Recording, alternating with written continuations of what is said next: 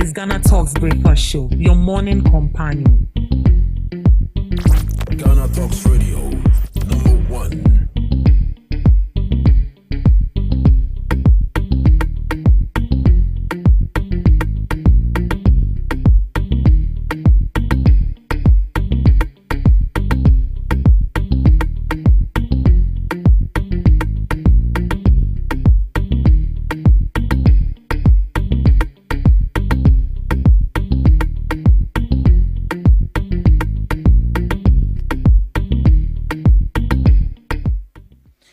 Good morning to you, wonderful listeners of Ghana Talks Radio. You are welcome to the Ghana Talks Breakfast Show right here on Ghana Talks Radio. This is the news headline review. Right here, we bring you all the latest headlines making waves in the news, from business to politics, from sports to entertainment. We got you covered with the most relevant stories and informed perspectives on issues that matter to you every morning right here on the show. I am your host, Ruth Esinam Shegbadu. Joining me this morning is Miss Tabia Doso and Miss Regina Bless, who will be diving into the main discussion. Good morning to you, ladies. Good morning. How are you doing? The grace is sufficient. Miss Regina? I'm fine by grace. Yes, I'm good. Thank God it's Friday. Today is Friday, so we shouldn't be too uptight. We should loosen up. Tomorrow is a weekend, so please be preparing yourself for the weekend. Right, before we zoom into the headlines, I saw something yesterday. Japan is set to launch a book. I don't know if you've seen it too. It's PhD. The P is for politics, the H is for honesty, for the D I've forgotten, but I think it should be something diligent or something. He's set to launch that book 17th January. Yes, I saw it, so I thought I should share with you all. That's Kennedy Congratulations. Japan. Yes. Kennedy. Yeah. I also woke up and I thought Miss Kennedy That was the same thing that came I was like, this Yeah. man pan. Oh wow. Yeah. Oh, that's nice. Yeah. I think it's a good thing. And I think all politicians are all artists. Some time ago, I went to purchase something at the bookshop, and I saw a book written by Ken Oforiatta. Ken Oforiatta? Yeah, but I think it's about finance or something. Yeah. Ken Oforiatta? Yes. And even Brian. And Brian. Yeah, I know of Brian, but Ken Oforiatta I've not seen. Now we are having a book from Kennedy Japan. I'm just wondering what that book will be full of. I'm eager to read it. Yeah. I'm very positive it's just going to be about his journey so far in politics and then being honest with the people. That's for him, dear. See. But is there a difference between being honest and being straightforward? Or you say it as it is? Yeah. It aligns with each other. Yeah, most of the times people who are honest are blunt. Yeah, they they are just say it as straightforward. it is. They don't sugarcoat it. They don't sugarcoat it. Right. All right. Then we can But say I sometimes feel there's a nice way to put it, Exactly rather my than just point. being and most of the times they are harsh with it. very, very, very harsh. So you just find a nice way and put it. You can't just like what is that? Say it in a nice Say it in a nice That's why way, you have idiomatic expressions. which is She kicked the bucket. hey. So your mouth You has kick kicked the bucket. Kick the bucket means the You person are is dead. dead. Yes. Yes. I'm just giving an example, but not Idiomatic literally expression, to okay. mean that your mouth is meant. But you can say it in King James version, Which is That one. Let's go. You started the show, right? Right. Let's dive into the news headlines. Minority demands NACCADG board chair dismissal over LGBTQ content. The minority in parliament is calling for the dismissal of the Director General and board chair of the National Council for Curricular and Assessment over the inclusion of LGBTQ related content in a withdrawn physical education teacher manual. The controversy arose after the Ascent South MP, Reverend John Intim Fojo, claimed that the government was promoting an LGBTQ agenda through school materials. NACCA later pulled copies of the Year 2 SHS Physical Education and Health Teacher Manual, admitting that sections on gender identity were inconsistent with Ghanaian culture, norms, and values. A revised version of the manual has since been released. The minority, led by Old Tafo NP Vincent Eko Asafua, says NACCA's leadership failed in oversight and caused unnecessary financial losses for the state. They argue that the printing and distribution of the manuals, followed by a recall, is unacceptable and warrants the removal of the Director General and Board Chair. Mr. Asafua said, "We demand the dismissal of the Director General of NACCA and the Chairman of the Board for failure of oversight and breach of public trust. Printing and distributing these manuals without proper checks has caused financial loss to the state." So this is what the minority is calling for: the dismissal of the Director General of National Council for Curriculum and Assessment over the inclusion of LGBTQ related content in physical education teacher manual. Miss Debbie, I guess that is unacceptable. Yeah. And it's right for the minority to call it out. Yes. And also say that it's a waste of states and funds. State funds, yeah. Wow. Before you come in with your submission, let me read what was in the book. Gender identity. It refers to a person's deeply felt internal experience of gender, which may or may not correspond with the sex assigned at birth. It can include being male, female, or a blend of both. This concept goes beyond the binary notion of gender, which can be male or female, and recognizes the diversity of gender experiences and expression. Do you think this definition in a way has a bit of LGBT content? It refers to a person's deeply felt intent. So if so you are a man and then within you feel you're a woman, then you're a woman. You're a woman. Oh, that's bad. Yeah. And I think if we should say it's a typographical error, No. then we have an issue, because even before manuals are being presented to teachers, I think after they are printed out, they have someone that goes through to check and ensure that everything is in place.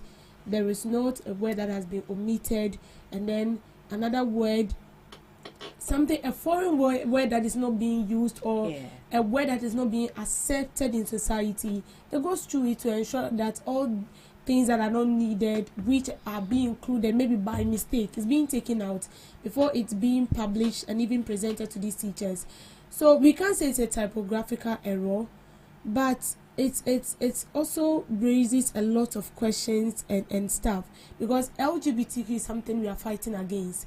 I can't remember during the previous administration, there was some time ago where they said, do you know, they introduces the different courses, even social studies, which we study in primary as citizenship. They've changed it and they've given it a different name. They've included different subjects in the curriculum. And so I think some time ago they brought a book, and they said in the book it spoke about LGBTQ, man and man having affair. I don't know whether you hear that. It became so topical during the previous administration, and then we talk about it. Everybody spoke about it, including the then current NDC government, which is in power and then in opposition, also spoke against it, that this is something we are fighting against, so it shouldn't be included. So if the same thing is being repeated during the DA administration, then it's a question mark, because it is something that we are all against it. Just imagine me being a woman and then looking at this and I love you. Like, am I okay? No, you can't do that. Am I okay? Like, am I normal? You see, the first question you give me, or an answer you give me, will be something that wouldn't sound well with me, because it doesn't make sense for a woman to come to a woman and tell you that, oh, it's normal when you tell the person that you are beautiful, but when you make it so obvious that you are into that person, it means you have something with your mental. There is something there. So I feel like this is something that we are all fighting against. Yeah. Seeing it in the manuals means in a way we are trying to promote it and encouraging these teachers to teach the people. Since we all know that, the foundation has to do with the primary level. So imagine you teaching this child or this student that at that level they don't have knowledge about all these things, and then you inculcate such things into them. Then it means in the future we are going to have lesbians and gays taking over our country, and that is not going to help us. So I think with this call, we shouldn't view it with the lens of politics. This is something that we all need to fight against. We know the minority, but for this, I think I back them for that. And I think that what's the name? Minister for Education spoke about it. He said it might be a mistake, but they will rectify it. Yeah, so they should rectify it and ensure that such mistakes never occur again. Message. Yeah. How come all of this they've printed a book, about 739 copies, they've distributed it. How come they never check gender identity? For that, I can't really answer why they didn't check, because I believe whatever content, especially when it has to do with our primary, SHS, JHS curriculum or textbooks, it needs proper oversight and supervision. And I also believe that it goes through thorough series of communication before it comes out. So I wouldn't say it's an oversight. I would say it's a deliberate act, because tell me why we know that biologically we only have male and female. Then you state clearly in a textbook that gender or whatever other thing that you want, like, who does that? You know very well that we are fighting against LGBTQ+, but yes, so you go ahead to promote it directly. In fact, the audacity for me, we've had, aside the textbooks, I've seen cases of cartoons also promoting that. And you know that there would be akwala fitting more fast, and no the venue. And we know the number of kids who are always glued to the television, especially on weekends, just watching cartoons. When I watch the cartoon, it's two. I think I told Debbie about it. Two girls telling each other. One person was like, "The way I love you, I've been always wanting to love and kiss you," and they kissed, and all of a sudden, you know how proposal goes. The surprises. They came and they were like, "Hey!" I was like, so this is what you people are teaching the kids. It's not nice. I would say dismissal is too harsh. On my part, I would say dismissal is too harsh. I think they should find another punishment for the person involved. If it's a sanction, if it's your friend is saying a fine, if it would be a suspension, like anything, but aside dismissal. But it's not an oversight to me. When it comes to this, there's not an oversight at all. When we talk about oversight is mistakenly omitting one page. Or mistakenly typing something wrong. That is what an oversight means. But for you to boldly put gender equality, if I know gender equality has to do with male and female being treated fairly. So which one is gender equality being based on your friend is saying our sex? LGBT. It's a no. Gender it's identity. A no. Exactly, gender identity. So it's a no for me. Wait, which one is gender identity? No, I'm not thinking about the thing. So the gender identity has to do with what you were born, your biological sex. And so that is what I don't understand. Gender identity as it should be male and female. You should identify yourself that maybe you're a female or you're male, or you are both. But in the definition they said what you deeply feel. What do you feel? So maybe you deeply feel as if you're a female or you're a male, or maybe you have the two organs. When you have the two organs, doesn't make you a male. We've seen it's only females who always have the two organs. I've not seen of a male having two organs. A male having the yes toto. Yes. And we've also seen men also have a male having toto. Men also have womb and they give birth. No, they don't have womb. It's a science. They use science. No, I think it's a surgery. It's a surgery that men go through. Yes. To get a womb. Yes, especially those gay, those into this LGBT stuffs. I see. And so a male has toto. Yes.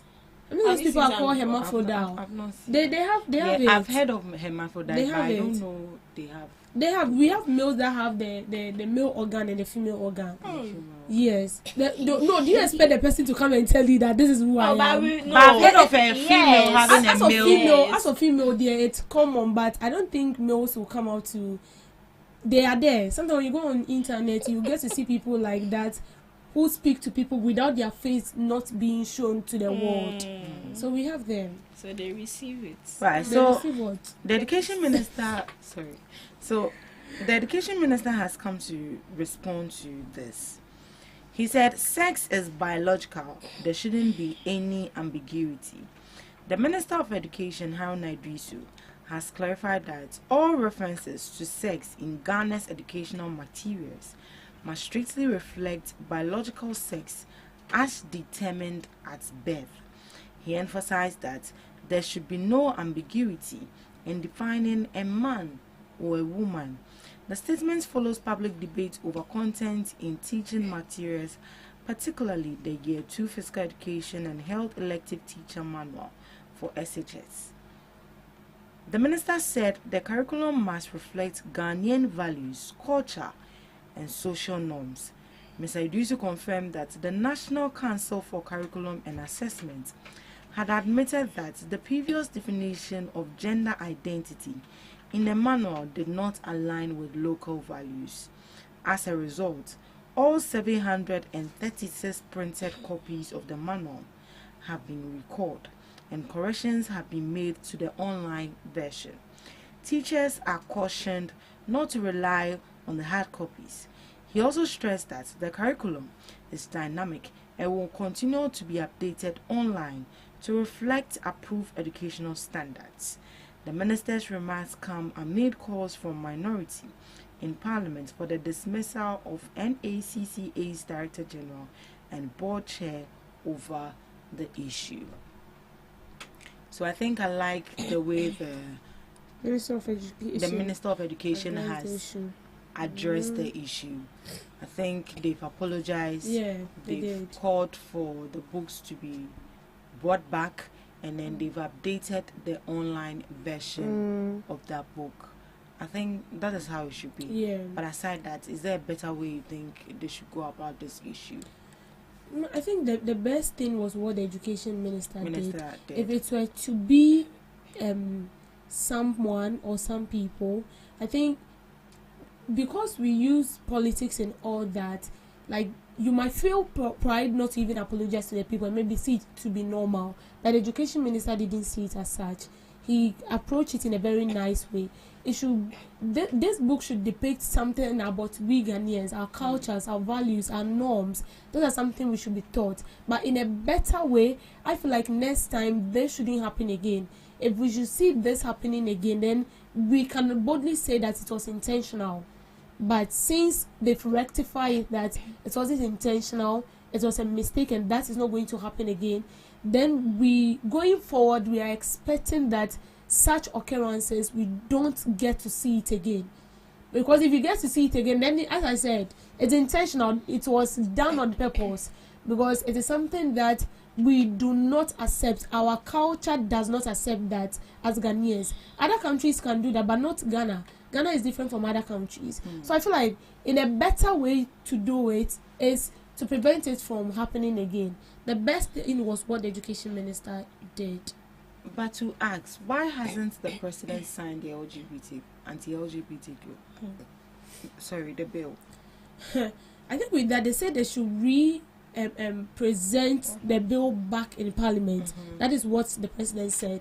He said it should be represented to Parliament. They should deliberate on it, and then he can step in. I don't know why it's taking so long for him. There shouldn't be something that we should be dragging. There should be a seconds. Just sign this thing. If you are delaying, like you are trying to push some kind of thought in the minds of Ghanaians. There are two things involved. It is either you don't want to sign it because you are in for LGBTQ, or the people we partner with who has to do with the Western world, they let me say they help us in numerous ways, say 90% or 50%. And so when you're going to sign it, it means that you're going to cut ties with these people, and it's going to affect us as a country. So these are the two things involved, and that is what is in the minds of Ghanaians right now. If you like, let's go out and ask people, and then try to shall I say predict the president, or maybe try to guess what is in the mind of the president. A lot of people will tell you that it's either the president is in for LGBTQ, or he's scared that when he signed it, it's going to bring a lot of problems or challenges to the country. But we saw instances where Atta Mills, former president, late, he was bold enough to say that he is not in for LGBTQ. He said it. So I don't know why it's very difficult to sign this. And me, I wouldn't be surprised if this current administration will leave office and still not sign this bill. Well, yesterday I saw on one of our sister stations, they were playing the video they made of Sam George when he was talking. I'm not giving peace. Yeah, he's not going to give President Mahama peace if he doesn't sign the bill. But when you are in opposition, there is a way you talk, and then when you gain power too, it's a different thing altogether. Where is he? It's like now we don't even get to hear of him. People are complaining that he's talking too much and he's making a lot of mistakes. So I'm sure he's taking his time. He's taking his time. We hope so. Miss Regina. Yeah. Yeah. What can you say to this? How the education minister actually addressed this issue? Oh, okay. So I would say it's the right thing he did, because most of the times when it comes to political issues, this is not political, but some people have made it political. Some say if it was to be in the time of the past administration, like we would know what you people would be talking about, blah blah blah blah blah. Yeah. So for a leader to come out publicly and apologize and say and state the fact that aside our male and female, we know there's nothing else, there's nothing there, there's nothing we would tolerate. I think it's a good thing, or it's a right step in the right direction, because he has given us something to, should I say, brood over. I said hold on to. Something of that sort. So I would say it's a good thing. If it was a leader, some leader would just brush it off, making it seem as if it's not a big deal. But this is actually a big deal, because what most of our students or most of our kids spend most of their lives in the classrooms. 90% of their lives is in the classrooms. So if this is what they are being taught, then just imagine when they come home, what they'll start practicing, or what they are even practicing there. Don't forget that they are also on social media. May say. So saying that is you giving them their approval. And you know, they sometimes see this same sex, same gender do things on social media. They do. And some, you know, kids, some of them might, out of curiosity, might want to try it. Explore. They will explore. It's kind of a so, you see this video, let's try it and see how it will be like. And from there, now gym. Wait, but that thing, I believe you gave that it's one actually the your chance. mind. Yes. But from one thing I've learned is, most of the times in SHS, they said, I've not experienced it, but they said it's if the person has an evil spirit, he or she can lure you or hyponize you, especially in single sex schools where it's only about females. And so I thought, you see, one reason I'm saying that these things are mainly common in single sex schools where battle, sometimes you go to battle, someone will just be staring at you. I see you say, oh, Bejari, like she doesn't have a class. And then they'll be looking at you with some kind of odd eyes and all that. So I think this is going on. They are checking if you are the best candidate. If they tell you that this thing is not happening in Ghana, it's a lie. It's going on in the schools. Yes. Even female teachers are taking advantage of students and students to students, madam, female teachers to female students. It's going on. Single sex schools, yes. So to stop this thing, I won't find PA because it's not legalized, but they'll do it in deliverance. Let's look at our last story. Inmates could end sentence reductions for good behavior. Interior Minister. The Ministry of Interior has announced a new initiative that could see inmates end reductions in their prison sentences for good behavior. Minister of Interior Mohammed Mutaka Mubarak explained that the scheme is part of government's plan to promote rehabilitation, skills development, and productive engagement in prisons. Under the program, inmates will participate in educational and production activities, including making school furniture, uniforms, and sanitary pads for public schools across Ghana. The initiative was established through a memorandum of understanding between the Ministry of Interior and the Ministry of Education, signed on Wednesday, January 14, 2026. The minister said that under the Community Service Bill, which is currently before Parliament, inmates who perform well and participate in prison industries for 1 year could have their sentence reduced by 3 months. For example, an inmate serving 1 year could complete only 9 months if they meet the criteria. This initiative aims to encourage good behavior, equip inmates with useful skills, and contribute to national development while helping reduce overcrowding in prison. So this is the new initiative brought on board by the Ministry of Interior, that if you're an inmate in prison and you exhibit a good behavior, your sentence will be reduced for you. Or if possible, if you're also an inmate and you happen to enroll yourself in any of the industries, it could be furniture, sewing, agriculture, or what so on and whatever, you can also get a reduction. And this initiative is put in place to reduce overcrowding in our prison. Is this a good initiative? Because someone can pretend. Miss David. Well, so this story you just read is in two folds. Yes. The first fold is the initiative is a very laudable one. Yes. Because you go to the prison and after serving your term, 75 or 10 years, before you are out, you have a hand-on skill. You are either good in fashion, sewing, you are good in maybe baking and all that, or maybe they also teach you other skills. I remember last year December we saw inmates catwalking. I mean, they did something like a catwalk night, fashion night, yes, fashion show, where we saw inmates, females and males, regardless of your age, being like, I mean, it was very nice. Okay, we are not promoting or we are not preaching you to go and still and have your way in the prison to learn, because although you will learn the skills, but you will go through it, the beatings and all that, you have to learn it the hard way. But at least when you are out, you won't go about stealing because you have something doing. It's good, because when you look at the Western world, inmates, they take advantage of these inmates, especially people who are into fraud.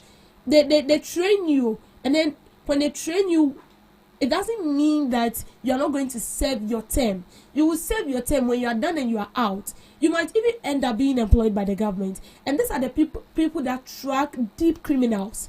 because the person has deep knowledge about it. He's into that fraud and stuff. So this person being equipped and then being brought up in the right path, and the government taking the person on, it helps the government in tracking these criminals and then arresting them. Now the other folders, if you are telling us that you are doing this basically because our prison is crowded and so you need to reduce it, it doesn't make sense to me. Because if the prison is crowded, what is stopping you from expanding it? What is stopping you from expanding it? You need to expand it. Are we short of lands in Ghana? No, we are not. So you can't tell me that somebody who commits murder and the person is being sentenced, say maybe the person has been pardoned, and so you are not going for a lifetime sentence, but then you are sentenced for 20 years or 30 years, and because the person is being taught how to bake, how to sew, how to do all that, and the person is very good, and so you are what, reducing his jail term instead of 30 years to 25 years or 10 years. It doesn't make sense to me, because in as much as the person has that skill, you're not in a you've not changed the mental settings of the person. You've added something positive, but not his thoughts. The person might be learning that, but with a different thought. Maybe the people who collaborated, called the police and all that, he has already plotted and planned them down. That is going to, what's the name? They have a word, revenge. He's going to seek for revenge. So you've added a skill, but you've not changed the mental setting of the person. If you are doing that in a way, you're encouraging people. Yes, because we could do instead of 10 years, I'll be giving like 7 years or 5 years. It doesn't make sense to me. So I feel like there should be a better way. If the person is in for 10 years, let him learn it. If it is 10 years with hard labor, 10 years with hard labor, once you've learned your lessons of not to commit that same crime again, and also added value to yourself by learning another skill to help your life. So basically, that is what I have to say. Right. Miss Regina, what do you also have to say? So I would say it's a good initiative. I think this is something that is already ongoing, especially outside Ghana. Yeah, it's something that is already there. They can reduce your sentence when they see that you are doing so well. And even sometimes your lawyer can be like, please, when you get there, try your possible best to put on a good behavior, because they can just look on that and also reduce your sentence and take you out. So I think it's a good one. As she said, I think our prison also needs reform. It's like prison and that's what these people are choked like sardines. You see, I'm putting a sardine on space room, but these human sardines, there are no space for them to move freely. At least fresh air, even the fresh air is a healing to the soul, it's a healing to the spirit. You are already depressed with the sentence they've given you, and another stress is overwhelming you. So I think it's a good one, because they need to make sure that at least they give these people second chances. And as you were saying, how would you know that this person is truly changed? But most of the times, with what I've seen in the outside world or with the Western world, once you come out, doesn't mean that automatically you are free. There's your friend is saying, the security show so to monitor your movements. Even sometimes they give you this what is it called, this anklets you put on your leg, monitoring anklets. The monitoring anklets which monitors you, and even the what tracker your ankle. So there's a space where you can't even enter. It has a limit. Maybe from here to Kaneshi, you have to be within the limits that tracker can monitor everything. So sometimes I think that's the best way to monitor these people when they come out. If they are putting on good behaviors outside, if they are contributing to the economy, if they are contributing to the country. And also, as Ms. Debbie mentioned, I think it was Kumasi show that they did with the prison service, where I saw females braiding, females doing makeups, very nice. And when I saw that, I was like, are they sure these people are prisoners? And I don't know if you also saw is it a fashion show for of the male, the male yes, side. yeah, and also the women. The women I was like, also. for the women, I was like, these people sure these people are prisoners. Yeah. Hey, very beautiful ladies. So Very, They are very chilling. beautiful. You don't get to see their face, but you see You their see- body. Oh, but this one, they show their face. Oh, they Yeah, did. They show their Oh, okay. faces, everything from And it's the like they were male. even proud modeling the dress they were Wow. wearing. Yeah. In a way, it's they almost they come back from us. So Exactly. So I think as they are learning trades there, they can come out and establish themselves. And establish Yes. themselves. So it's all up to us to also support them and not treat them like, in as much as they are ex-convicts, but we need to welcome them with open hands. with open hands. But do you think even what's the name? Offices would like to employ ex-convicts. No, immediately they know you're an ex-convict. They won't. It's very, very difficult. But that's bad. And for Yes. that, you can't take it out from your CV. No, you can't. Because It even has if to you be take there. it out, there will be a thorough investigation. Some company would not just employ you like that. Oh, that They would one like is to true. know more about you But before. what if you have the skills? And then maybe it could be a mistake you landed there. Look at the issue of Atai. Oh no, they tie you, and now he's innocent. No. Atai, they said he was Yes, mistakenly yes, it was yeah, mistakenly, yeah. mistaken for someone else. Someone else. Yes, true. and At the that end of it, spent almost like 20 20 something something years years and in that jail. tag prison. that tag It's is still there there. forever. forever. So what if someone like this, so vibrant and determined, has a skill, but because of the word ex-convict, mistake, you explain, tire. Nobody will even mind you. As long as I it's think there. with that, it's up to the government to make sure that they compensate such people. But it looks for like they wasting their don't years. compensate They won't them. though. They Yes, won't. no. They will tell you they don't have money. Sure.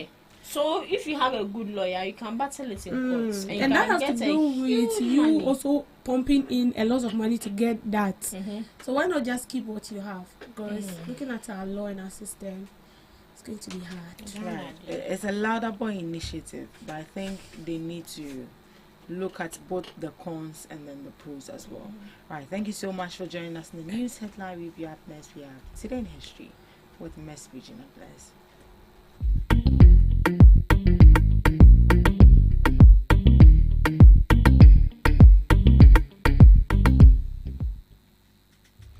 Bringing you today in history on this day, 2006, Ellen Johnson Sirleaf, the first woman to be elected head of state of an African country.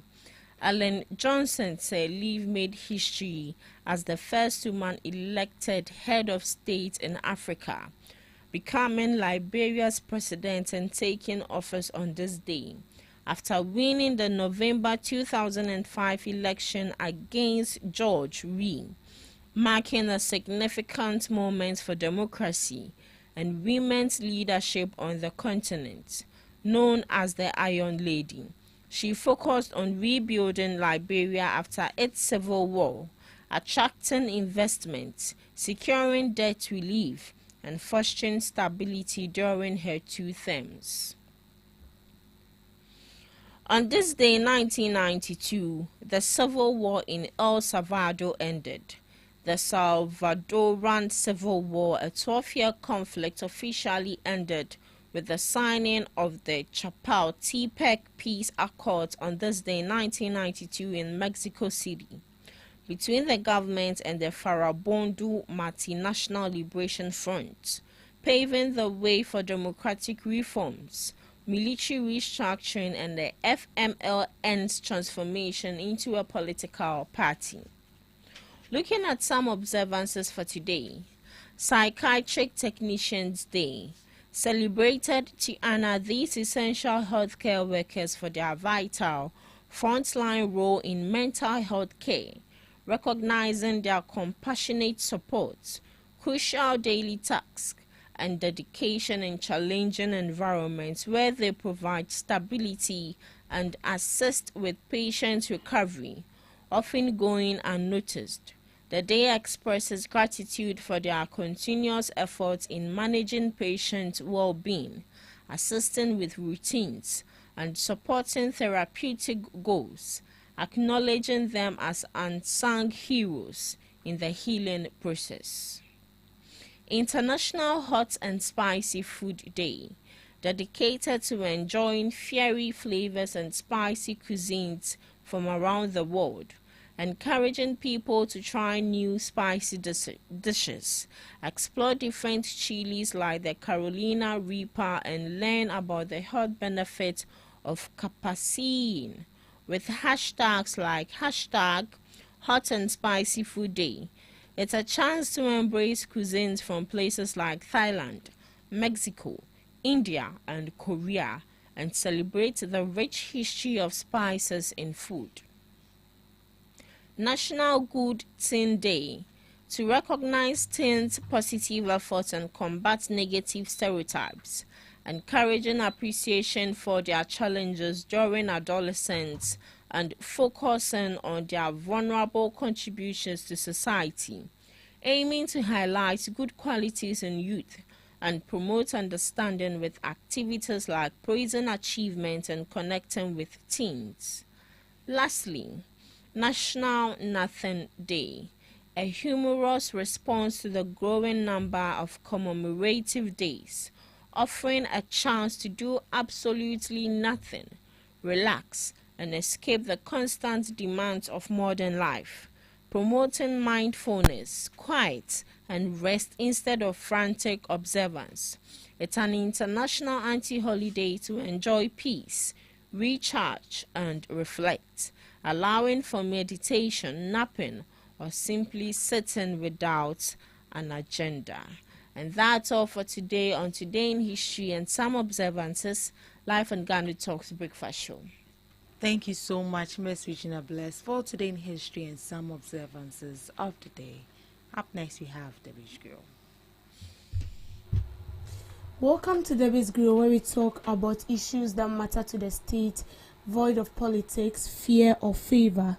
Vice President Professor Nana Opoku-Agyeman is scheduled to visit the Ministry of Transport today to engage sector leadership on the persistent challenges confronting public transportation, particularly in the Greater Accra region.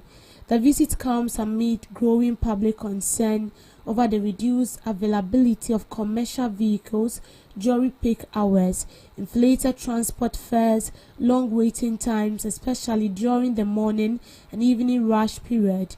Discussions are expected to focus on measures currently being implemented by the ministry, as well as proposed interventions aimed at addressing the ongoing shortage of commercial vehicles and easing the burden on commuters. The engagement forms part of broader government effort to improve mobility within the capital and stabilize the public transport system. Meanwhile, the Ministry of Transport is also expected to hold a separate meeting with the Ghana Private Road and Transport Union and other transport unions as part of efforts to fight lasting solutions to the current crisis. The urgency of this engagement follows the scene witnessed across parts of Accra. So, the Vice President, Professor Nana Jane Opoku-Agyeman, will be meeting the Ministry of Transport today and to discuss about the shortage of commercial buses conveying passengers and people to and fro from work and back to the house and all that. So we know that for some couple of periods now, getting a vehicle to wherever you are going has become a problem. And sometimes the ones you get, the fares they take from you is very, very high. So, for instance, when you are going to Kaswa, getting Kaswa vehicle is very, very difficult. Sometimes I close work like 6 to 6:20, and then you get to the street. I get vehicles somewhere like 8 to 9 p.m. To get Kaswa vehicle is very, very hectic. The most painful aspect is you going to Accra to purchase something. Immediately it's 12, 1, 2, 3. you know you are paying 15 or 30 cedis. So if you want to prevent this, you go as early as 7, 8. By 11 you are out. But immediately you delay a bit, and then you are leaving Accra like 2, 3. You are paying 30 cedis, and you have no option because there is no vehicle. And so these drivers take advantage of that. And sometimes, instead of the person going straight, say maybe the person is going to Kaswa, they won't do that. They will tell you that they are going to Malam Junction. They will alight you at Malam Junction and then start another journey from Malam Junction to Kaswa. And sometimes you have to pay like 2 to 3 fares before you get to your destination. And this has become a major challenge. It's surprising that everybody is getting to know this at this time. It is so much surprising that the Ministry of Transport is getting to know this. I don't know whether they have their representative on grounds going on, because if they do, they should get to know this even before the media put it out there. They should even be the one that are communicating to the media. So let us know that this is what is going on. These are the measures put in place. That is why, in a way, I am not surprised that entities, a group of people, passengers, and everyone is calling for the dismissal of the Minister of Transport, Mr. Bukari Nikti. Since the inception of his office, or he being appointed into that office, he might be doing something which we do not know, but we are not seeing it. Because if you are the Minister of Transport, then it means that you need to ensure that all these things do not happen. Yesterday we spoke to some drivers, and some of them were bold to justify the reason why they take more than what they are supposed to take. And some of them, they are proud of it. They are very proud of it. And they told us that the main reason why they take more than what they take is because of traffic. And it's because most of these traders have taken a portion of the road. And so instead of them, taking passengers in and out like 4 to 5 times because of traffic, and because traders have taken part of the road and they need to, maneuver their way through. And so they go only once. And to prevent them from running at loss, they would take times 2 or times 3 of what they're supposed to take. They will take times 2 or times 3 of what they are supposed to take. And so they were saying that if the government wants them to reduce the fare, or possibly not charge more than what they are supposed to charge, then he should ensure that those traders selling at unapproved places on the roadside are being moved out. And I remember, I think early last year,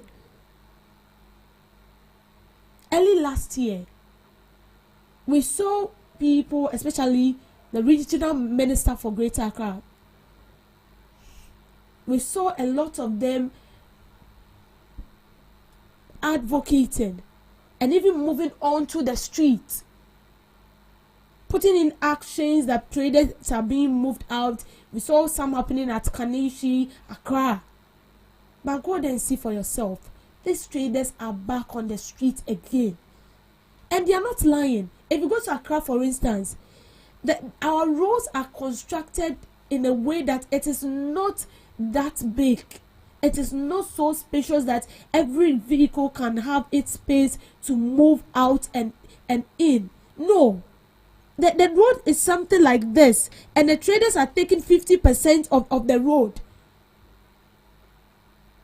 And so Accra is always congested by vehicles and these traders. And so they state that as their main reason why they do what they do. And I can boldly tell you that they were proud of it. They were proud of it. It should tell us that there is more work to do. Where we've gotten to as a country, we shouldn't be struggling with transportation. Is vehicle the only means of transport? No. We have the railways. We have other alternatives we can bring on board. Why are we refusing to think as a country? Because it's having a vast negative implication on us. A passenger who is he or she is a worker. I wouldn't even go far. Let's take school junction. School junction here. Let's just take that place for example. When you are coming to work and then you see people, you will see employees struggling to get a vehicle. Where are you going? He or she is supposed to report to work maybe as early as 7, as early as 6, as early as 8. 10 o'clock ojina ho nyakai. 11 o'clock ojina ho nyakai. And it's pathetic because in a way, if I establish my business and you're supposed to report at 9 and you come at 11, automatically you're on serious. But that might not be the case. That might not be the issue. See, sometimes, the most surprising aspect of it is that I tried something one day. I woke up as early, I woke up as early as 2 to 3. Then I told a friend to escort me to the street. As early as 2 to 3, vehicles were full. Vehicles were full. So I asked myself, so people wake up like 12 or like, I don't understand. As early as 2 a.m., 3 a.m., vehicles were full. And you don't get any vehicle. You stand on the street. And sometimes you just have to put your life on the line by taking Okada. And that Okada fee is like your 3 days transport. And I was saying in a day. Your 3 days transport, what's saying in a day? What you take is nothing to write home about. And then within a couple of 3 weeks or 2 days, you've spent your salary on transportation. So this is a major concern that we are hitting on. That the government needs to do something about it. When they brought this Ayalolo bus initiative, everybody was happy. 247 buses as wrought. Our maintenance culture is very bad. And let me shock you with another thing. A driver said something yesterday. I see, a lot of drivers are saying that if they bring in this Ayalolo bus and because the Minister of Communication at the presidency made a statement that the government intended to acquire more buses so that they relieve this pressure on private transportation. And some of these drivers are saying that it's going to collapse their businesses. But let me shock you. A driver told us that they know that what the government is bringing on board. That is what they told us. They said they know Nkosi Bebia because this is not the first time a government is bringing such initiative. But omo de bar yenkitani and even places that those paklo vehicles like the Tata bus that is dead but is still working on our streets. The places those buses can maneuver their way to, that STC buses you are bringing will not go there. So muchi waba kra. So it's not going to collapse their work. So it should tell us that even we ourselves have a role to play. The government will acquire those buses. How well do we maintain it? If you go to rent a bus or a vehicle from someone, look at how you take care of those buses. The bus is equally your baby. You wake up, you ensure that the whole set, everything is on set. You want to maintain it. But so long as you know that it belongs to the government and found. And when it has a fault, we don't maintain it. We do not even care. And that is why we are suffering. And we will continue to suffer if we don't change our ways and behaviors of how properly we can manage and then keep private government state-owned properties. These buses will help us all. It will help me to help you. Because if these buses are in town, yesterday I saw an instance where I think the transport minister, after he has been asked to resign, said they are bringing in buses that will convey people from, I think, from Kaneshi to Kaswa, then from other places as well. That is good. But how are we going to maintain it? It is very, very necessary. Transportation is something that is a headache to a lot of us. So please, as they are gearing up to work towards it, let's ensure that it comes to stay and then we sustain it. Thank you for making time with me on Devil's Grill. Thank you so much. We are just hoping that in the coming days we see better results in our transport system. Thank you so much for joining us in the first segment of the Ghana Talks Breakfast Show. We'll be going for the news shortly. Please stick and stay with us. Are you ready to amplify your business or brand's reach and make a meaningful impact in Ghana and beyond? Partner with Ghana Talks Radio today to connect with a diverse audience across Ghana and beyond. Elevate your brand through on-air promotions and social media. Boost your brand during prime time. With Ghana Talks Radio, you can extend your reach across digital platforms. Ghana Talks Radio is not just a station, it is a community hub where your brand becomes part of the conversation. Join us in fostering connections, celebrating culture, and making a lasting impression. For customized sponsorship packages and enquiries, email contact@GhanaTalksRadio.com or call +233 202 544614. Ghana Talks Radio, giving the youth a voice. We bring you local news, business news, international, sports, and entertainment news. Right here on GTR.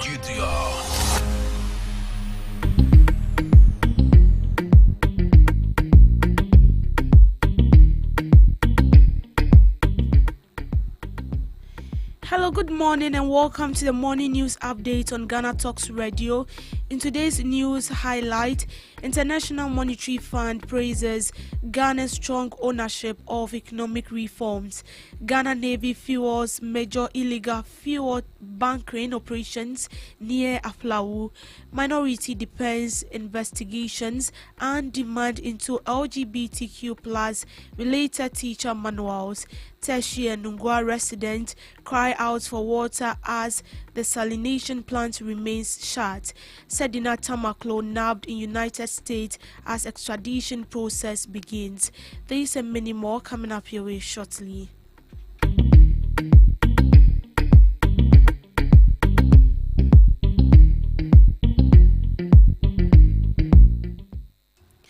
The International Monetary Fund has commended Ghana for its strongest commitment to economic reforms under the Extended Credit Facility Program. International Monetary Fund Resident Representative Dr. Andrea Alta highlighted the country's progress, citing robust growth, improved exports, and increased international reserves. Now, the IMF board has commended Ghana for renewed reform momentum and strong program ownership, and that is key to the progress that we made. The Ghana Navy has intercepted canoes suspected of illicit fuel bunkering along Keita-Denu-Aflawu coastline in the Volta region. The operation, which took place on January 15, 2026, resulted in the seizure of about 378 empty barrels designed for smuggling fuel at sea. The flag officer commanding Eastern Naval Crew for their professionalism retreated the Ghana Navy's commitment in combating illegal fuel bunkering. Canoes 7 are now barrels are shining best 400 eguson but answer na ship ni be do ono a 5 na mo hono almost say no mo ye o ma fa adwuma but I'm saying kofoni dwane fi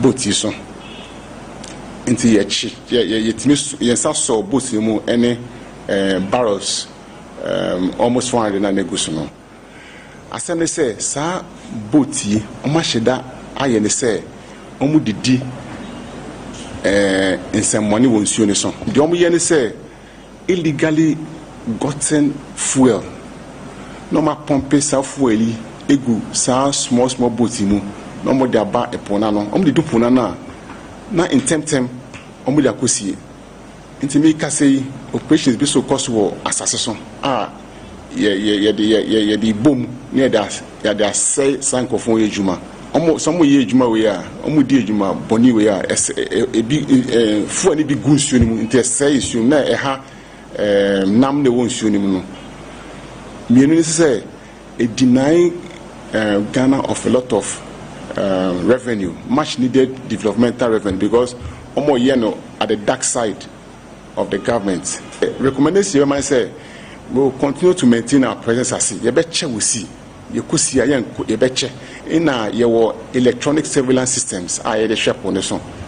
It means based on that you better make sure say you better enhance sa capability. In addition, you the drones you better fly drones near that monitor. In that there you say yen yanuma omo epona no omo boa sa illegal fuel bunkering syndicate omo boa mamu yesa ejuma boni we nti eni ombekasa no mehu say ejuma na moye nenye illegal fuel trade nsu sando no oye bebre akronye dey wo yan man Ghana mu no obiara o engage in fuel trade no or there bahabo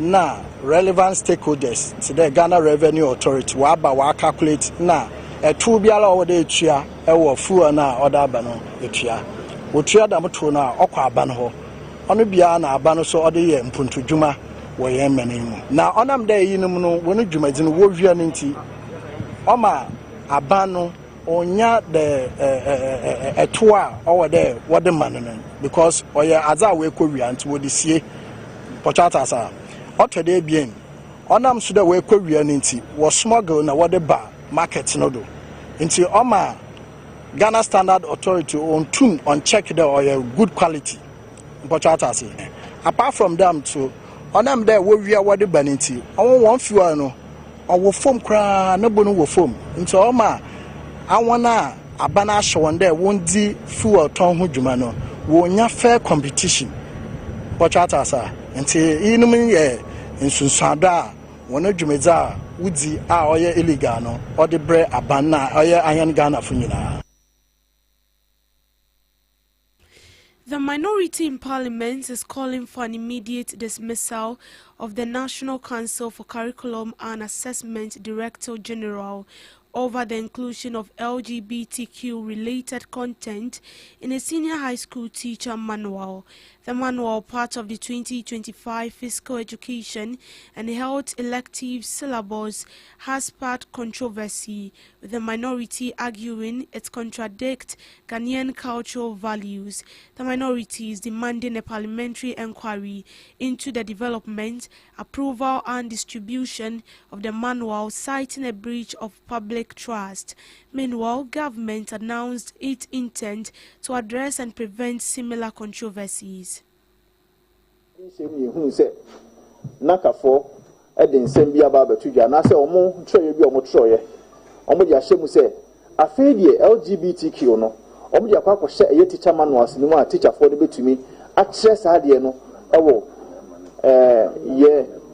ye schools mu e chepefe se ema ene ma betumi ada ana mema so betumi ni mema ada because omo dia hyemu se sexual right de opeso ye no na obeso ye de betumi aye yehu ye ne yam sie ne se enye nkrofo ya na emebi atwam be 2 years ago omoka se MPP for ene ye nkrofo a omope LGBTQ in fact omoka che class Jubilee House ya sheda ko painting e de pictures and ase colors bi a che se LGBTQ na nkase ya atum na enedie de no mode ade a ya printing in 2025 ekoshemu eno na minority yebusa ho nsam se enye nsemu a mejidie say it is built on fairness. Ye besre say ye mpanyimfo bi te say Christian Council the Ghana Catholic Bishops Conference, the Muslim Conference, and in Penifua, Yeti Womonka, CSUs, Yeti Womonka maybe a Chemono, some Penifoni Nano, your bed then Yati Womonka Sisi, and until a minority, Yafem Hase, and they say, Yakayasem, Emma Ghana for who say, Sa LGBTQ and Semono, and I said, Bear money, Bear Mabeda, or Bano Babadano, Yedi a bonjoso. Now, NBC for me who say Ampa, Sansam no Bonya day, Anjoso. The Yanaka for a Mamobekan. Say, oh, Sansam no MP before can cramp on Yanakre. Name no sorry fair, say, yes, Uncle share the online version of the manual. In fact, you can share no crampa. In some room, no crampo a chain, there were a printed manual. And no, I mean, you say, hey, Nadia Nakoso, Memory. Say, no, your Christian foundations, religious foundations, Muslim foundations, didn't ya Toguana, your court and also see a Toguana. I need the NDC for Babette, your money, your crown or Muku school, no, bear money, bear my beda, or ban or babeda. And no, Namaya ba a high name. Yes, say, no man Bakumi Nubu ha, and your recommendations. A bini said, no more matter training now, whether printed or online. Abandon training now, sign. Yes, sir, could you say? Parliament, and yes, you should na Parliament by offer all the stakeholders in so together. Nay, what sexual rights a year? And I said, because you need say, you Yanko upon the drum, and no, and a year, you power ye. And now fear you know, and I'll bet you said you will feel so per day. Oh, yeah, that is not part of our culture, and no can answer Yamambra home. And I know some saying, said ye, in a tetty, a Yamisumu. Sanumay, and I ne, Yeka, Nediache, the media in Ghana. So, Momoye, in fact, the NDC said a lot of them can no be brave, and they say, Omojanya Fisano Mano. We know, say, 1 year in office there. Nanso so said they no more canon, not just say, Omun opportunity in tentem no ano, on Bessa Anomano, and yes, Anomano, and Yehuni. Residents of Teshinungwa and surrounding areas are experiencing severe water shortages. The Teshinungwa desalination plant, which normally supplies these communities, has been shut down since October 2025 due to contractual debt. Although Ghana Water Company Limited introduced a temporary rational scheduled, residents calls for a permanent solution. Say water shortage and away wastewater. So Obeka no query about personal idea. And when you have a big company like this, the wastewater I find it trained more in you can say pipe you active. I correct water you can drink no saltly. And when I use to know when you correct water and it is no hygienic. And I Yensu ye Ghana for enyo bia na otumi nyu edwan akwala bi to me cost school to edwan wo kwan. So this thing is very painful. This plant is working 24 hours. Semikache will say plant will work here. Because I live the opposite of the plant. And the soft plant now I know the sound. The plant is working every day. When you ask them, they said the government. So yeah, say every change of government, the Niama Sisi, and the new government so say. Insio ni onum ene onumwa but the ebenum de nyane num so the be senior ma de edin because gallon kwa bia no mutonu 2 cedi kwa mutonu 5 cedi am. It is just only for washing. So over when say menu abi mpo aba won so be busu omuni na ombebu obi bebu duko me de me finu nwa fifa house me fi Methodist stone na me ba me fi o Methodist stone. Those who have the serious challenges from Lekma and across the road, here is Teshimami. Then those at Lekma area, sometimes they come down, see lady, but it's not regular, it's not often, or as I would put it. So it's been coming. The way we have been using it is not fair. Sometimes we waste the water. And now that they ration it, I think it's helping the way, but those who don't have it have a challenge. We'll see for how long there. Oh, a buy now, a china, not a trap. Now it's maybe say 3 or 4 days to us. A banus, yes, they are bulawa, but ɛyɛ very critical abula no ɛno nso sa nti ɛsɛ ɛkɔ abɔnten nti ɛba ne sa ɔbɛn so obiara ne nam kwan no so ɔpɛ nsuo asɛm deɛ ɛsɛ deɛ ɛyɛ de ma yɛ papa yɛnya nsuo wobɛbu nsuo a te sɛ nnora se anɔpa pɛ mekɔbu nsuo 100 cedis ɛsɛ nsuo asɛm deɛ yɛnya ne bɛtɛ koraa ɛna ɛyɛ house si a ɛsɛ nuwe wana ko fe 3 months ne ya wo line ne wo see water bi ne ka gbele e ko fi o ne kepe ba si wo la ni kan bi e wona ko wo nu ketanga ni wo yo ni ka bo yu ona nu ketanga mba ko he nu ketanga wona nu wo ba yusu a che be se 3 months ne che 4 months ko asere be di bro nya kra nti still a pipe no mba wo mo bie Fridays nti a na ebu ni bi dey so na dia ye aduane wo fie mankwala no yes na ban se o ma pipe ni mbie maye na yenja aha no be se ye bre. Former Maslok boss Sedina Tamaklo has been arrested and is currently being held in custody in the United States following the execution of an extradition request submitted by Ghanaian authorities. According to a press release issued by Victor Emmanuel Smith, she is being detained at the Nevada Southern Detention Center. The statement confirms Mrs. Tamaklo was arrested by U.S. Marshals on January 6th and has remained in detention since then. Her arrest, the release note, was carried out in response to an extradition request sent to the United States authorities in July 2024. She is being held pending court proceedings in the United States, where the extradition process is expected to proceed. The confirmation of her detention marks a significant development in a case that has drawn public attention, particularly because it involves international law enforcement cooperation between Ghana and the United States. No further details were provided regarding the timeline for court proceedings and specific charges underlying the extradition request. However, the detention signals that United States authorities have formally acted on Ghana's request and that the matter has now entered the judicial phase. Sedina Tamaklo was sentenced to 10 years in prison on April 16, 2024 for embezzling 3.19 million during a term at Maslok and causing a deliberate financial loss of 90 million to the state. Additionally, the former chief operating officer of Maslok, Daniel Axim, was sentenced to a 5-year jail term with hard labor. The two were found guilty on 78 counts relating to causing financial loss to the state, theft, conspiracy to steal, money laundering, and contravening public procurement laws. The trial, which began in 2019, saw 6 witnesses called by the state. Sedina Tamaklo was tried in absentia as she absconded after obtaining court permission for a medical checkup abroad. The convictions stem from misappropriation of funds allocated for Maslok activities between 2013 and 2016.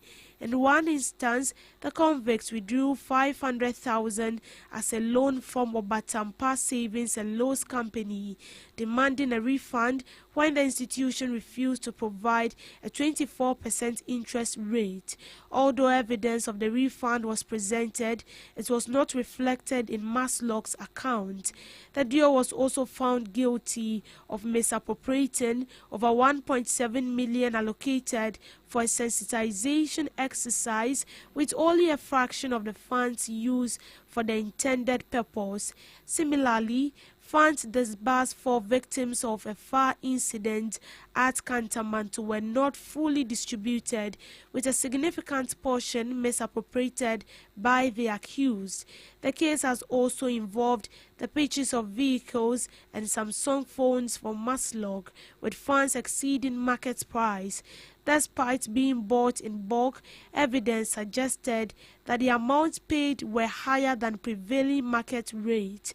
Meanwhile, on January 14th, The Supreme Court granted him bail in the sum of 500,000 pending his appeal. His appeal, initiated over a year ago, had stalled, leading to his lawyers filing a bail application, having already served nearly 2 calendar years of his 5-year incarceration.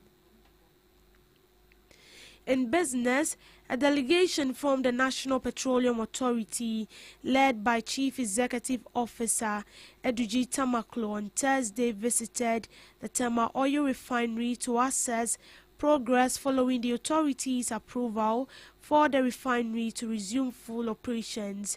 During the visit, the delegation toured key operational facilities to verify compliance and evaluate efficiency.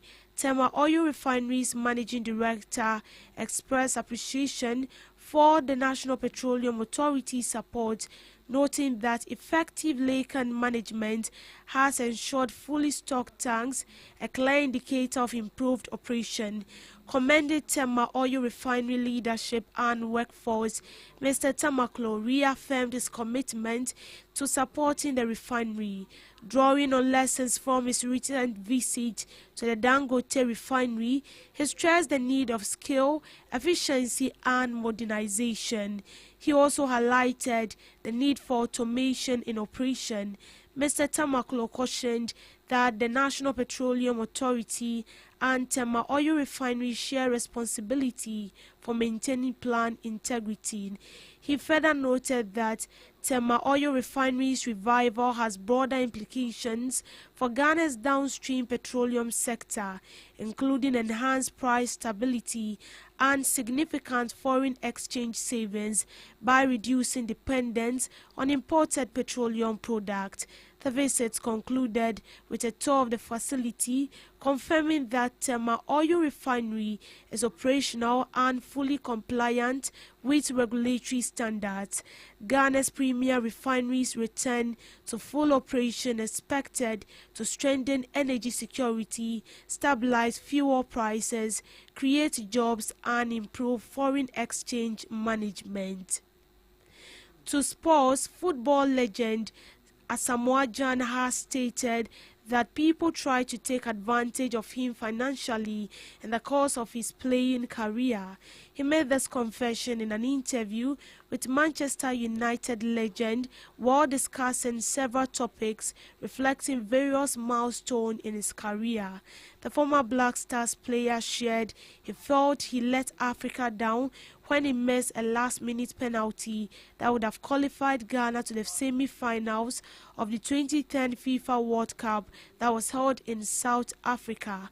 He added that at the time, he was the 8th highest paid player in the world. Following his lucrative move of Sunderland, people tried to take advantage of him. Gyan played for Ghana at 3 FIFA World Cups and is the highest African goal scorer at the competition. Asamoah Gyan of Ghana and Lucio of Brazil compete for the ball during the FIFA World Cup. In showbiz, Ghanaian comedian Ebenezer Jumo has renewed calls for music awards ceremonies, particularly the Teleso Ghana Music Awards, to be hosted by a solo comedian to guarantee a better audience experience. His comments add to similar arguments previously made by fellow comedians Obi and Ponsa about the effectiveness of comedians as masters of ceremonies at major entertainment events. Jumo took to Facebook on Thursday, January 15th, to reignite the conversation, insisting that comedians are best suited to single-handedly host award ceremony because of their ability to manage tension, improvise and stabilize events when unexpected situations arise. According to him, humor is also essential when things go wrong on stage. Jumo cited international examples to support his position. Ebenezer, also a professional architect, stressed that the full value of a comedian can only be realized when they host alone. while acknowledging that pairing a comedian with a non-comedian co-host may look classy and aesthetic, especially if the person is a respected industry figure. Jumo argued that such agreement limits spontaneity. He cited comedians such as Clemento Suarez, Parrot Mouth, and Foster Romanus as masters of improved, but noted that timing is often lost when a co-host takes over the microphone. Jumo also cautioned that having two hosts often drags the event. The organizers of the Telecel Ghana Music Awards, Charterhouse, have over the years experimented with different hosts and co-hosts for the event, while comedians like Funny Face, Foster Romanus, and few others have served the purpose in the past. There has not been a solo comic host yet at Ghana's Premium Music Awards scheme. On some international update, Oscar winner Matthew McConaughey has trademarked his image and voice to protect them from unauthorized use by artificial intelligence platforms. Clips including his famous catchphrase from the 1993 film Dazed and Confused have been registered to the United States Patent and Trademark Office database, the Wall Street Journal WSJ report. It is the first time an actor has attempted to use trademark law to protect their likeness from AI misuse, his lawyers and an expert said. Stars across Hollywood and the music industry also added images online created by AI tools. Lawyers for the Magic Mike star hold the WSJ. They had no current examples of McConaughey's likeness being manipulated by artificial intelligence, but hoped the trademark would be used broadly against unauthorized copies of him.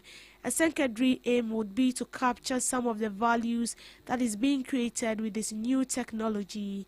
Several clips were registered by the commercial arms of Just Keep Living Foundation, a non-profit organization created by the Dallas Buyers Club and his wife Camilla, according to AFP. An assistant professor in copyright law at the University College London also believe it is to be first time an actor has attempted to use trademark law to their benefit against artificial intelligence. She said celebrities are experimenting with different forms of protection as unauthorized commercialization of their likeness in the form of deepfakes becomes more and more challenges in the age of artificial intelligence. He has taken in Eve's Labs, a software company specializing in artificial intelligence voice modeling, for several years. According to the 56-year-old, the company has created an artificial intelligence audio version of the stellar actor with his permission. Artificial intelligence images and deepfakes are of growing concern in the entertainment world. In 2024, Scarlett Johansson said she was left shocked and angered after Open Artificial Intelligence launched a chatbot with an early similar voice to her own. OpenAI removed the voice but insisted it was not meant to be an imitation of the Avengers stars. In June 2025, Disney and Universal sued artificial intelligence firm over its image generator, which the Hollywood giant alleged was a bottomless pit of plagiarism. And that's a wrap on the morning news update. Do what to log on to all streaming platforms, and don't forget to log on to our website at www.GhanaTalksRadio.com for more news stories. I am Deborah Dawson. Thank you so much for doing the listening. Do have a good morning.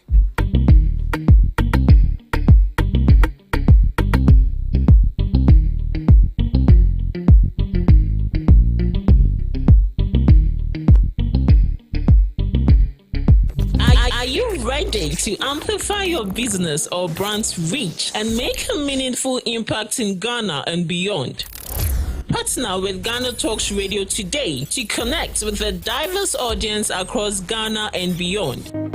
Elevate your brand through on-air promotions and social media. Boost your brand during prime time. With Ghana Talks Radio, you can extend your reach across digital platforms. Ghana Talks Radio is not just a station, it is a community hub where your brand becomes part of the conversation. Join us in fostering connections, celebrating culture, and making a lasting impression. For customized sponsorship packages and enquiries, email contact@GhanaTalksRadio.com or call +233 202 544614. Ghana Talks Radio, giving the youth a voice.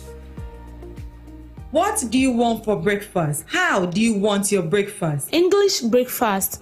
French fries. Koko Nikosi, alo komi kesheto. Wache. Well, Gobe is the real deal. Join us on Ghana Talks Radio. Let's serve you a buffet of breakfast. From news headlines review, current affairs to social issues. Entertainment, sports, and all the trending stories live on our mobile app and across all socials from Monday to Friday, 7 a.m. to 10 a.m. With me, Pakwesi Omare, Regina Bless, Deborah Adoso, and I am Esinal Fiagbedu. This is Ghana Talks Breakfast Show. This is Ghana Talks Breakfast Show, your morning companion.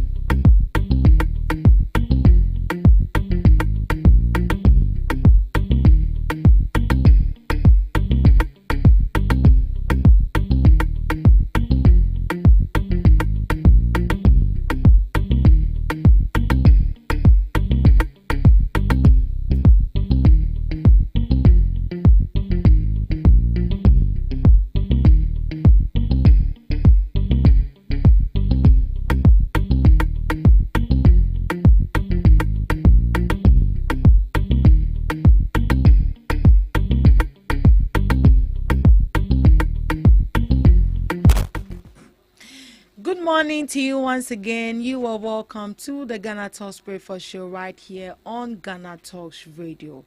This is the second segment of the Ghana Talks Breakfast Show, and right here we dive into the main topical issues. It could be national issues, it could be any issue that is actually interesting to our audience, and we bring in knowledgeable guests who are going to dive into the issues, share their informed perspective, their knowledge, and get interactive right here on the show.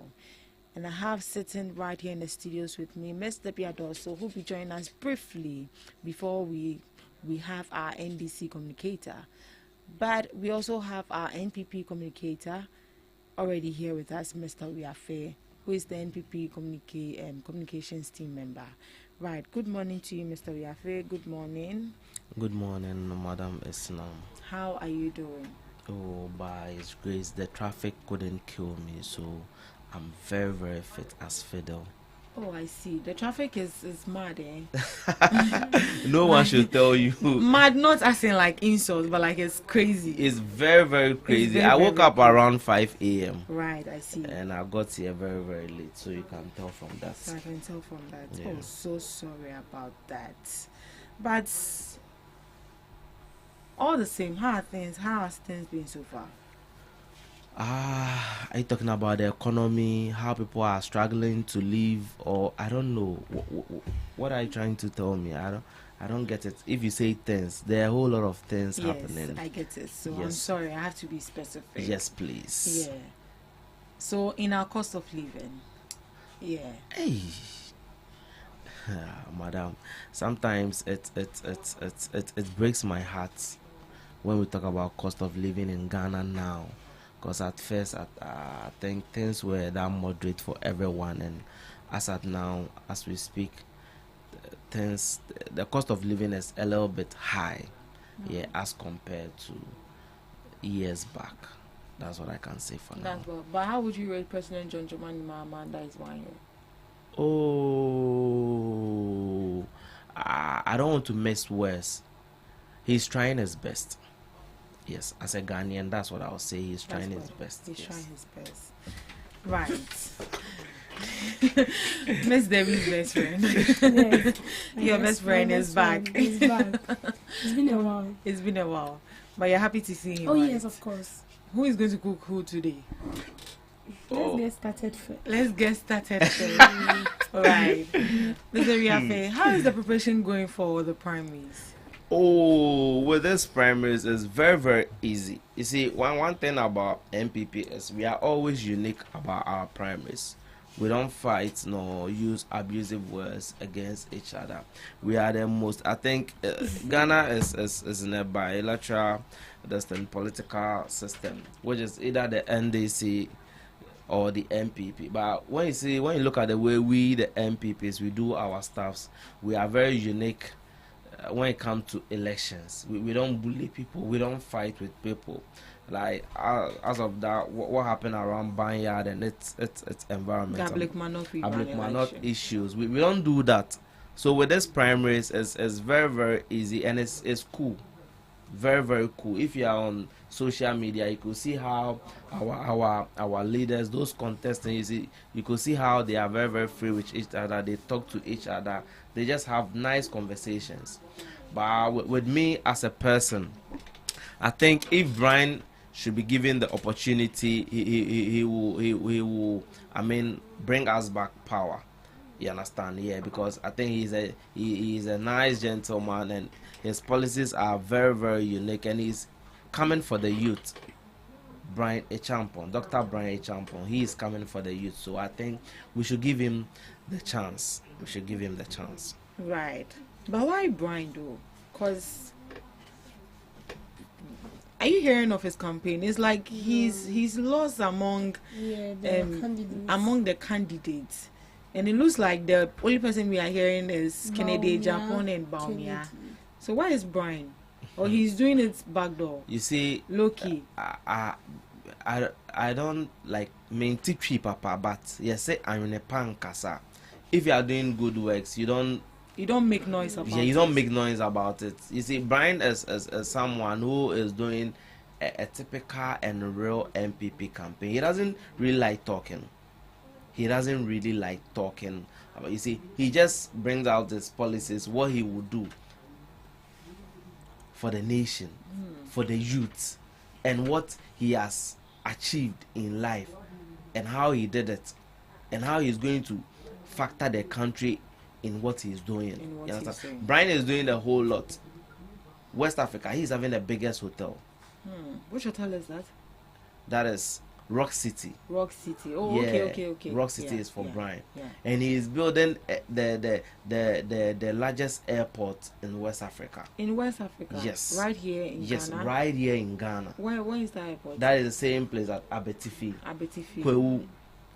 Oh, okay. He's building that there. So I think Brian is someone who doesn't really like talk. He believes the job is on the ground. So why should I talk plenty? You understand? And the reason why I think we should choose Brian, he's young, very innovative. But the other people are also young. Who is young? Baumia is not young. Is a fine young gentleman. Baumia is not young. Baumia is in his 60s. Ken is past 60. Oh, you understand? We don't have to repeat the same mistake we did with our past governors. Which was Nane Akufo-Addo. So you think it was a mistake bringing Nane Akufo-Addo looking at his age? Is that what you're saying? Yes, please. Oh, really? Yes. You're the first person I'm hearing. Yesterday myself. Yeah. Oh, you see. That you made a mistake bringing Nana Addo because of his age. Age-wise. Age-wise. Yes. That was a mistake you made. Yes. What about competence? Oh, you see, age runs with competence. The reason why I don't think so. It's true. No. Okay. Someone can be old, but very competent. Very incompetent. You know, governance is not about you. It's about your cabinet. Governance is not always about that one person. Yeah, I get it. Yes, it's about everybody. Yes. So I'm old. I will send you. I'll give directives to you. If you don't work the way I want, since I'm old and not that, I can't really. You see, we were here when our own people were asking for change of the financial minister. Yeah, the finance minister. No, wait, I don't want saying this. Oh yes, I'm telling you because we don't want to make the same mistake now. Oh, okay. So that is a mistake you've realized. Yes, that's a mistake we've realized, and we don't want to repeat the same thing.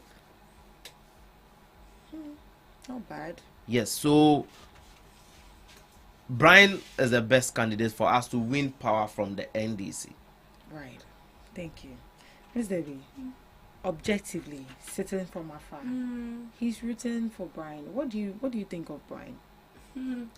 Well, I don't really know much about him, but he has been a minister before. But yes, he has been. So he's been in the news also. He's been in the news also before. But I think when he was a minister, he wasn't that head of like other ministers. You know, this aspirant Educhum has also been a minister before, education minister, but we've not really felt his impact. You know, it's not only about the minister. If you're a minister and then you have the intention of aspiring one day, aspiring for a presidential, you should do, aside you being a minister, you should do something for people to feel that yes, you are among them, you get it. So with these two people, they are in the party.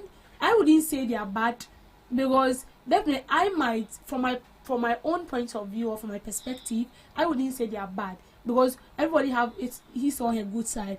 Maybe my good side will be somebody's negative side for him, and my negative side for him will also be somebody's positive side for him. So for me, Brian, I don't really know much about him, but I only know of he trying to sell buy some hotels, and government's property. Yeah, so we know definitely that when he becomes a president, automatically he's going to sell everybody, including myself, in the country. That is it, please. You want to interject this one too. This one is just a brush up. But I want to correct something. Don't worry, when she's I'll done, finish. That is why I said okay. I can't say he's not good. Okay, everybody is a good person. You have to get closer to the person to know more about the person. So I would say that yes, they are good, but you know, negative news trend faster than positive news. So that was what we heard, and that was the speculation we heard about him. But we still have people that would look for him to become the flag bearer or to lead them. So by looking about these four candidates, right? I think this it's obvious it's between Kennedy Japan and Baumia. Anyways, you wanted to say something. Yeah, Miss Debbie, I want to correct you on one thing, and if we are being very sincere, how many government properties have you seen being managed well? let's be sincere to ourselves. Our hotels. Have you been to our hotel at Labadi before? I don't think so. I've not been there before. I've been there before. You have been there before. Yes, please. Look at how it is being managed, as if nobody cares. As if, you see, before somebody will stand in and buy a government property, it needs to go through procurement. There has to be, I've forgotten the word, people to evaluate the place, the damages caused, how people feel reluctant going to work, or even people not working but waiting for money. So before he comes in to buy, there has been a channel of communication. You can't just stand up and buy something. You understand?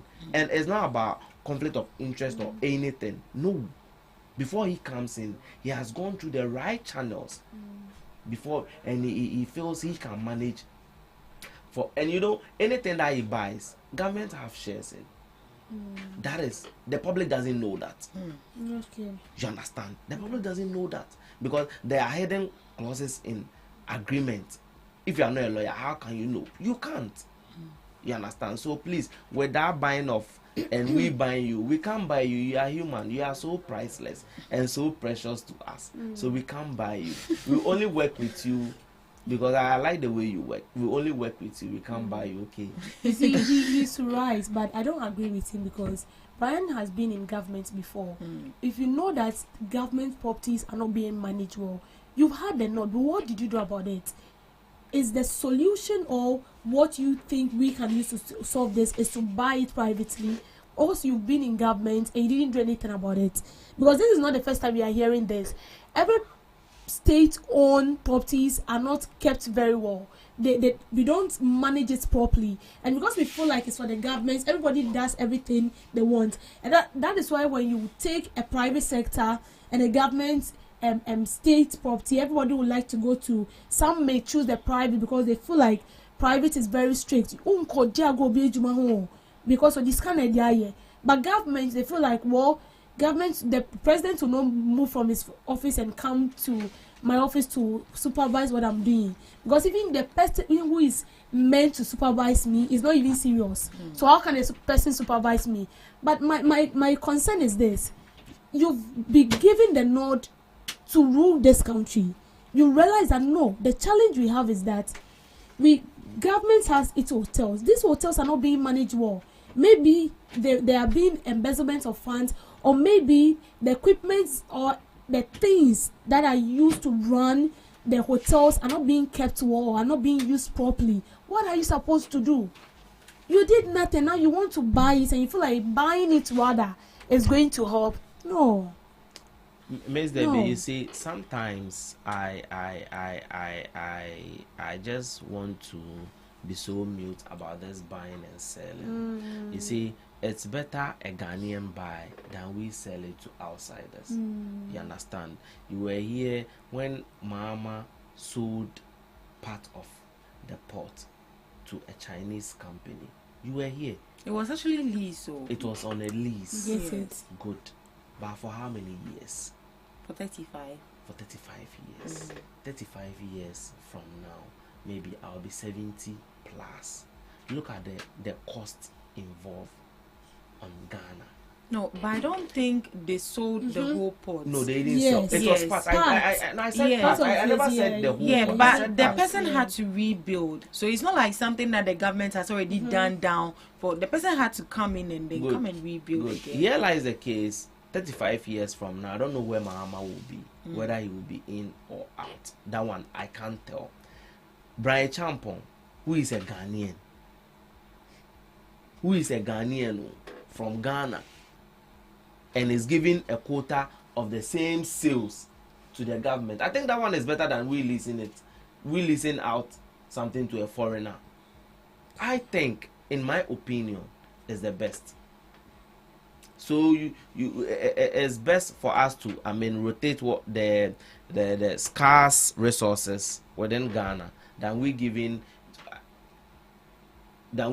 lease or something to a foreigner who will make the money, not spend it here, and sell it outside. No, but wait, even if it is given to the foreigner and the foreigner establishes that place, is it not the same people that they are going to employ? Yeah. They don't bring in foreigners to come and work. But Brian Champon is not employing a foreigner. So it's equally the same thing. It's not equally the same It's equally the same thing. I just feel like it's even a no-no. Yeah, it's a no-no. It's a That one, no-no. yes, a no-no. Brings up a lot of questions. Mm-hmm. That is one thing I just said. You've been in government. You note that you didn't work towards it. That means you intentionally didn't want to work towards it because you had the intention of buying it. So they said that he wanted to buy Senate, and I'm a boy. Yeah. He wanted to buy. It was a Senate hotel. It was Sorry, a Senate hotel. Yes, sorry. A Senate hotel. There's a lot of misinformation around. Yeah. Okay, so a Senate hotel hotel rather. He wanted to buy that in addition. So you see, all this it's raising some sort of speculation. Okay, is it why the hotels? Okay, he is into hotel management and hospitality. You understand? So most of the time, no more tourism money. And so you see, who said, and as at that time, he bought that hotel. He wasn't the tourism minister or something. Like, he wasn't. Even if you are not, you are not the, you see, the so you see, tourism sometimes minister. You there are work leaders with other ministers, right? So there is transfer of shared of knowledge. There is, but you see, sometimes in Ghana here, no, you understand that thing. We are all in this sector together. Then that is why we don't progress. Oh, we will progress when Brian comes in. That is the issue. All right, that will be for another day. Let's look at a comment Baumia made. Mama government is benefiting from the strong foundation I laid as head of economic management team under the NPP government. Miss Debbie, this is a comment coming from Baumia that the NPP administration is benefiting from the strong foundation he made or he laid as the head of the economic management. Yeah. What foundation did he lay down for Baumia to build on this? So he's expecting that he should be taking credit for yes, for that. And not the NPP. So that is that is what I'm asking. What foundations has he laid down? Is there any foundation he has laid down that we do not know? Because I think that those times he was being termed as economic wizard, okay, which means that somebody who is so endowed in economics, somebody who can help us. And we realized those times people were jubilating because we were expecting massive improvement in our economical issues. But what did we see? We saw nothing. It's rather worsened. Hey. It has started. My dear. It's rather worsened. My heart. This one is to break into pieces and still tear. Okay? It has. Yes. Yes. When it reaches this one, there is nothing like bestie. Okay, we are talking about. We are talking to the issue itself. He never laid down anything. What did he do? As I said, when he was being brought up as economic wizard, we were happy. Everybody was jubilating because we thought that if you're an economic wizard, it means you're so endowed with what you do, and so you're going to bring progress. But we saw nothing. Rather, they were introducing nuisance levies. The e-levy they introduced, an economic wizard, which you perfectly know that then time the cedi to the dollar was not stabilized. Prices of goods and services were skyrocketing, and citizens were not feeling relieved. And only for you to come in to help us, and then you said you're bringing in e-levy for us to pay a levy, and that levy is going to help us. When people were complaining, when people were calling out for you to help, you didn't do anything. In fact, we saw them pumping champagne. If I'm lying, tell me I'm lying. We saw them cutting cake on top of the grievances of the peoples of this country, of the good citizens of Ghana. And then you tell us that you've laid down foundation. A foundation there, the foundation that the cedi to the dollar was not correlating, that inflation was high. Was that the foundation he laid? Because if my memory served me right, when this current administration came on board, or when President Mahama came, they started from zero. They have to do everything possible to ensure that the cedi was stabilized to the dollar, so we can feel the relief. See, the cedi to the dollar is stabilized now, okay, and prices of goods and services have reduced. Although we are not really feeling 100% impact of the stabilization of the cedi to the dollar. But at least, let's be sincere, not buttress this issue with politics. It is better than we used to experience during the previous administration. Because you cannot tell me that, see, if you've laid down the foundation, the current administration shouldn't be struggling. Okay, we shouldn't be seeing what we are seeing now. We shouldn't be marking time again. It's because you didn't. Okay, fine. Maybe he laid the foundation, but he didn't lay it well. Because if you would have, if he did lay the foundation very well, I think President Mahama wouldn't go back to thinking about how to stabilize the cedi to the dollar and ensure that we are relieved as citizens of the country. So to me, Mahomia didn't lay down any foundation. Oh, the foundation he laid down was debt. The foundation he laid down was empowering his people to bring out levies and things to burden the good people of the country. That is what he did. So if you are talking about we praising, you should forget it. Nobody is going to praise him unless he praises himself, because we do not see it. And I think yesterday I saw something. What you are saying, her wife also made a comment like that. Yeah, that they should praise the husband for what we are seeing today. It's a lie. It can only happen in the spiritual realm. How come the wife is also doing campaign and the husband is equally doing campaign elsewhere? When did that one also start? She's campaigning for the husband. Because during the NDC's campaign, we didn't see anything of that sort where Lodina was campaigning. But he's trying to campaign for him because that is his husband. But you see, the most troubling aspect is that when your economic wizard wasn't doing the right thing, you were not able. We didn't hear of her. Did you hear of her? No, we didn't. But now that things are stabilized, you want us to credit to who? Baumia, Dr. Baumia, because he helped us. Oh no, he did nothing. Right. You see, Miss Debbie is contradicting herself so much. Yes, I can read a whole lot of policies, but it's only one that I want to tell her. Right. The good for oil policy. Thank God you brought that on board. You see, and the Bank of Ghana gold purchase program. These two programs has really helped this current governance. I'll just cast your mind back to just last week.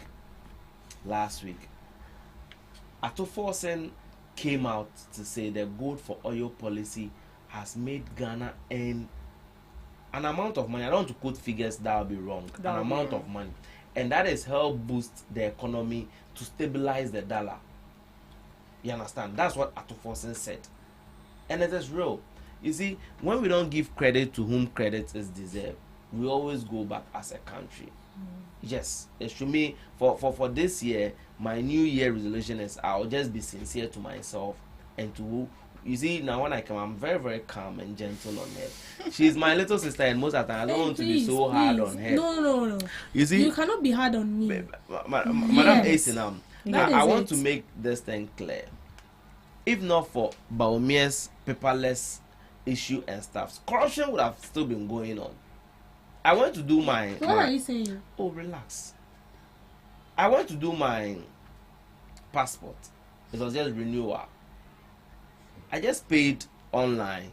When nobody said, "Oh, Goro boy and I say baby." Nothing. Everything is passing through the system, the digitalized system. You understand? So there is no cash inflow or cash outflow. You understand? That is helping the governance because we made that policy and it was there. So when it came, you are just continuing the same thing. Mama hasn't done anything new. No, there's nothing new. There's nothing new. So if he is calling to be praised or be applauded for, I think it's a good thing he's saying, which the government needs to look at it. It's true. It will not take anything out of Mohammed's cafes to praise Baumia. And even they've done it before, but not in a louder note. They've done it before. I'm so surprised Miss Debbie doesn't know. My sister, she doesn't know. I'm so surprised. And you see, our governor, you see, when you're talking about this levy and stuff, when we came in, look at the pandemic. Look at Russia-Ukraine war. That is the only excuse you have. Oh no, it's not an excuse. No, that is it's the an only experience. Miss Debbie, when you are talking, I stayed very calm. Experience at all. But we're the only country that was hit by this deadly Russia-Ukraine war. Please look at the country's economy, where they took from. When the pandemic came in, what happened? The levies you are talking about, it affected both the MPP, the Citizen, and the NDC. It affected everyone. It's not only you. Everybody was complaining about it. Yes. And you're talking about cutting cake. I never saw anything like that. Hey, you didn't that is a big lie. Oh, you see, that is a big lie. Sometimes when I say you didn't see the cake they cut for the levy. I heard it, but I never saw it with my. You never saw it. Yes, and you see, I will not Google such a thing to be intimidated. No. So what if I showed you a picture of the cake? Oh, you see, fine, you can show it to me. That means I've seen it. So anytime I come here, I'll say I've seen it. You've seen it. Yes, you understand. So you see, that's how it is. So this pandemics and other wars affect, and you know, Miss Debbie and Asinam. You see, we Ghana here, we don't manufacture so much locally. So when such things happen, it do affect us. You understand? Most of our things that we enjoy today are imported. No, they are exported to our country. No, they are rather imported into the country. They are rather imported. Okay, we export. Yeah, we export. Okay, they are imported into the country. So if there is any little, because our economy is not stabilized, if there is any little shake up there, it affects us greatly. So you need to consider all these things. When we took over governance, Mama has spoiled everything. It was only his time that I can't say that thing here. Only his time. So we took over from, let's say, trenches. We're just gathering the pieces to build up. And this pandemic also came through. Without e-levy, by this time, everything would have been so bad for Ghana. Well, what at all did you do with the e-levy? Oh, because everything was bad. Before you left power, everything was bad. We never saw the benefit of the e-levy you brought on board. Because our roads were still the same when you left. No, we started tackling the road when we were leaving. We started. No, for that one. You started? Yes. Where? Oh, look like at which Popo area? say. Have you been to? Hey! No, relax. Please, let's go on. That is a big lie. Popasi.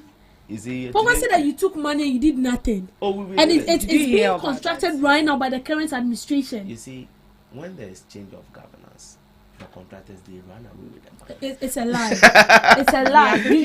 I was thinking he said he's sincere to himself, but that is a huge lie. I want to tell him that the God for oil he's saying. You know it has incurred 2.2 million debt since 2020-2024. Hey, it was just your. How can a governor sell gold and still be at loss? They did your research very well. The God for oil was supposed to reduce the pressure on the city, right? Hey. On the city, we saw nothing. Hey. Wait. After the gold, you said you were going to do the gold for oil thing in a way just similar to what we have now as gold board, to help in stabilizing the economy. And if the economy is stabilized, what else can we see? We need to feel the relief, right? But you started the gold for oil thing, and still the cedi to the dollar was just running. We saw nothing. So what was the essence? And to the extent that you've caused 2.2 debt. You don't just start something and you see the effects. You see, that's what you are getting is wrong. No. No. Miss Debbie, you are trying to be unfair. No, you are rather trying to be unfair. Then why will you also make a claim that say you turn gold and boka? I think somebody gold ni oil kwam mo boka. As at when? So you can't tell me that gold for oil reserve. So where from the 2.2 million debt? It's a lie. It's just for social media. I can search it. Search it. It's speculation. It's just speculation. It is not a speculation. It is not a speculation. No. It's true. This is not a speculation. What's Miss Debbie? From what you are saying, what's the source of your news? It is not. It was actually from the statistics. I took it from the Ghana Statistics website. I don't think this is. I don't think this is true because it is true. I'm coming. I chanced on that and I'm coming. I think even the source wasn't even declared by who, from who. So she's giving us the source. I'll give you the source. We fact check if indeed is That's true. Because wherever it's coming from, you should be fact checked if those are credible sources that you can actually get credible news from. Have you found it? I'm coming. This is actually from Bank of Ghana. Bank of Ghana. So I saying Bank of Ghana is lying? It's telling lies. Bank of Ghana. Mr. Riafe. It's telling lies. I saying the Bank of Ghana. Just a miracle the matis wo you see 2.14. What it? $2.14 million. How can this be possible? Right. I think it's time for us to It's not even million. close curtains on that. It's billion. It's billion US dollars. Yes. From the Bank of Ghana. Yes. That was the loss they made. Yes, that From was the loss. Yes. Good for Bank oil. of Ghana confirms 2.14 billion loss under Gold for Oil program. Please, please read it when the date. What's the date? Give her the date. No, wait. No, wait. Let her give you the date. Yes, I'll say. I'll give you the yes, wait. 2025. I'll give you the dates. Who was in power? Miss Debbie. They brought this out after the gold for oil reserve speculation came on board, that the gold for oil that we thought is going to help us, according to them, incurred a loss. Do you remember they said gold for oil incurred a loss? And after that, Sami JP came to clarify that it wasn't a loss. So the loss they are talking about was a debt incurred by their gold for oil reserve they brought on board, and not by gold board. And that is where we go to know that gold board made what? A profit of 90. I wouldn't get a figure, but I think 90 million or so. That gold for gold for oil. Gold board made a profit of that, or a revenue of that for the country. And that is when they brought in the release that even under the gold for oil program that you people were talking about, that was the basics for the gold board the NDC have brought on board, which you thought was stolen, as if an initiative being stolen from the NPP. And they said, listen, what you are saying is a lie, because under your program there was a debt loss of 2.14 billion. How come we didn't know at our time? I'm and sure it is you now. yourself do not even know. It's a lie. It's not a lie. Because with this release, it was just recently last year. Wait, it's not. You know, July. It's not recently. June, July, August, September, Let's October. I want to clarify something. I want to clarify something. Okay? About 4 months ago. I want to clarify something. You see, every government that comes on board, whatever you do you know there is a record down? Yes. So if in case maybe 10 years from now, I can make a statement today, 10 years from now, and then someone comes back saying something, they pull those records back. So you don't tell me that I'm telling lies. Oh, no, I never made mention of you telling lies, but what you brought the 2025 doesn't really effect. correspond. Right. No, the 2025 has nothing to do with the loss your government has incurred. Since we have that to clarify, let's make things cool. Let's zoom into our main topic now. Hey, just zoom in. Yeah. So, Accra's public transport in crisis, queues, bus shortages expose policy failures. So, in recent weeks, it has been reported that commuters at major terminals, including Seko, Kaneshi, Medina, and Tema, waiting for hours with no guarantee of securing a bus. For many workers and students, the daily commute has become an endurance test, with productivity sacrificed to systemic transport failures. This situation has actually been dominated by all, where people have asked questions. Who is to be blamed for this? Is it the government, or the private sector, or the transport system that is supposed to make sure that we have enough buses to convey these people to their destination? Mr. Riafe, what can you say about this whole transport boom? Madam Esinam, you see, sometimes when you see somebody managing something and you feel you can do it better, there's the resource. Yeah. Yes, because as at the past governance, that's the MPP governance, there was nothing like this. Even though there are traffic, there is traffic. Not traffic, but I believe we were also having transport issues. No. You see, please relax. As compared to what is happening now, that one is far better. You see, Mrs. Sinam, sometimes when I want to make a point, I know what I'm saying, because I'm also using public transport. Yes, I guess it. And I do move around. There's not only here. I do move around most of the times. as compared to the former governors, I think this one is worse. And if chance will be given, I will say worse. Because listen, I don't know whether Mama promised of bringing new buses just to ease. Oh yeah, it's in the manifesto. He promised to bring new buses. New buses as part of his campaign message. Just to ease. Can you check that? Oh please check. That one. Just to ease. No, Mama promised in his manifesto that he was going to bring currently before he came to bar. Because I didn't hear. You didn't even follow the campaign was so that you don't. Oh, I did, but don't worry. We can check it out. So like, if you promise and fail, these are the results. The queue from Circle. If you not talk about Circle, Medina, it is like you. It is like I don't know how to. It looks like a snake. So you see people queuing, and they will even get out from the market, and still there will be queue. You can join from the main streets. You see people queuing there. You understand? So I don't and I can't blame GPRTU for this. No. I can't blame them. It's the current government that I will blame. Because you know when things are not done in the rightful manner, it's the same thing that is being received. It's the same thing. So what do you think the NDC government did that led to this situation that we find ourselves? Since you are saying that it was in this administration that we are having all these difficulties and all these challenges with our transport system. Good. So what they have done is the spare parts are now expensive, even though fuel is down.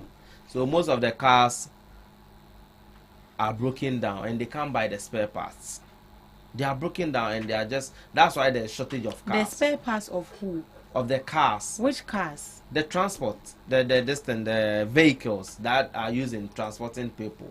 Which of is it vehicles from the GPRTU or where?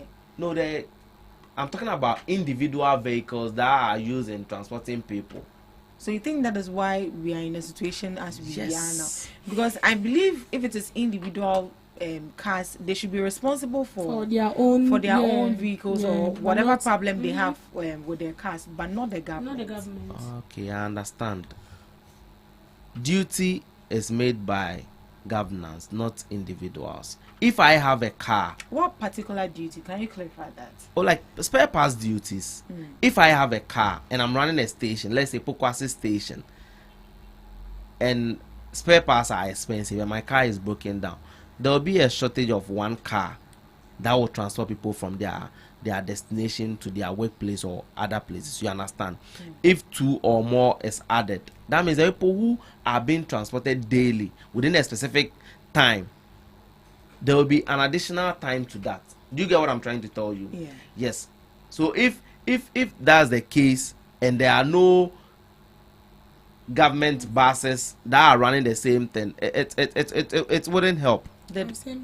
I've seen it. President Muhammad did not, in his manifesto, he didn't, but he rather opens Ghana transport fair and then pledges reset of all transport systems. But he never indicated that he's going to new buses. Yes. Please, how do you reset a transport system without bringing new buses? Please, he specified it, and that has to because we have. It is that is what I'm saying. Because we have transport. We have the buses. We have the Ayalolo buses. It was President John Dramani Mahama's tenure, and then he saw the Ayalolo buses. I even have the card still in my room.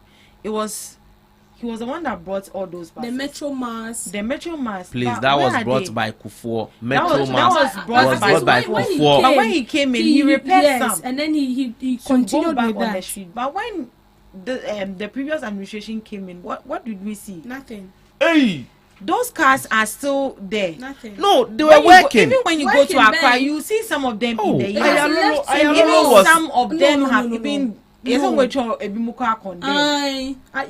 wasn't operational during your term. I did my HND in I think that's the Accra Technical University. Ayalolo was working 24/7. I won't lie, and even it was a part time. So anytime I get there, there are Ayalolo buses transporting people. I won't lie. And we brought the Ayalolo wasn't helping. Oh, the Ayalolo wasn't helping. No, because of human capacity. There are lots of people that wanted to board that car. So we brought the electric buses. How many? We brought 300. Hey! Oh, please check, cross check. According to reports and according to what we have read, Baumia said the electric buses were 100, but they brought in only 10 into this country. And that 10, is it all the 10 buses that are on the road? You see, sometimes I feel so bad when such informations are given to you on a blind note. No, you see, this is actually according to credible sources. Was 300. No, but they are not 300. Came in badges. Oh, please. You said 300, right? Yes, but it came in badges. 100 first, later than the last one. So what are the rest of the 200? Oh, but we are not in governance, so I think procurement will still check on that, and I think they will be released. But if because I know, no, you see, the reason why I said 300 is that is what we promised in bringing. In bringing, yes, but the first badge was 100. Then there will be another badge. The electric buses are running town. When you get to Medina and other, you see, Miss Esinam, sometimes I feel you people are being informed. I don't know if it's because of propaganda or anything. I don't know. How is it propaganda? Oh, but because how can you say it's only 10 buses that came, of which even the buses that are running from this Medina and others, they are more than 10. So even on Legon campus, there are more than 5 there. So how can you tell me they brought only 10? Then if it's 10, that we shouldn't have even brought MPP government bought only 10 electric buses. Brought or bought? Bought only 10 electric buses. There's a wicked blogger wicked blogger from which source, please? This is CD rate. Those people are not credible. CD rate. How can you say they are not credible? They are credible. This is a system that has been shall I say, in existence for so long. So you can't tell me that they are not being credible. They are being paid to do things like so Vice President Dr. Mahmoud Baumia, also the NPP flag bearer, has inaugurated Ghana's fleet of electric buses, signaling a transformative shift in the nation's public transportation system. The launch event, which was held in Accra, marked the debut of environmentally friendly and cost-effective electric buses, a first for Ghana. The buses, which operate via electric charging systems instead of fuel, are expected to significantly reduce transportation costs while offering a cleaner alternative for urban mobility. Speaking at the launch, Dr. Baumia described the introduction of buses as a historic movement that embodies a mindset of possibility and aligns Ghana with global best practices in sustainability and innovation. I'm trying to look up. So let me read this for you. Right. The Deputy Managing Director of Metro Mass Transit has dismissed claims by former Vice President that the Nana Dankwa Akufo-Addo government brought 100 electric buses, clarifying that only 10 buses were delivered. From what source? CD rate. CD rate. Mr. Biafe. So we have checked, and then it was just 10 buses that were received. It's not true. It's not true. This is from a Deputy Managing Director of Metro Mass. Where did you get your 300? Where did you get it from? That 300 buses were actually brought into. No, I said we promised 300, but we'll be giving out. It's in 3 badges, so 100, 100, 100. So if you say the first 100 arrived, of which it was on because I can. And you saw 100 buses on the car park, 10, which was being handed over. 10. Let me show it to you. Maybe you think I'm lying, or I'm just reading from my own. So this is it. Yeah, I've seen. You see the CD rates I'm yeah. talking about. Okay, please go to My Enjoy. I think it was published on Wednesday. 28 November 2024.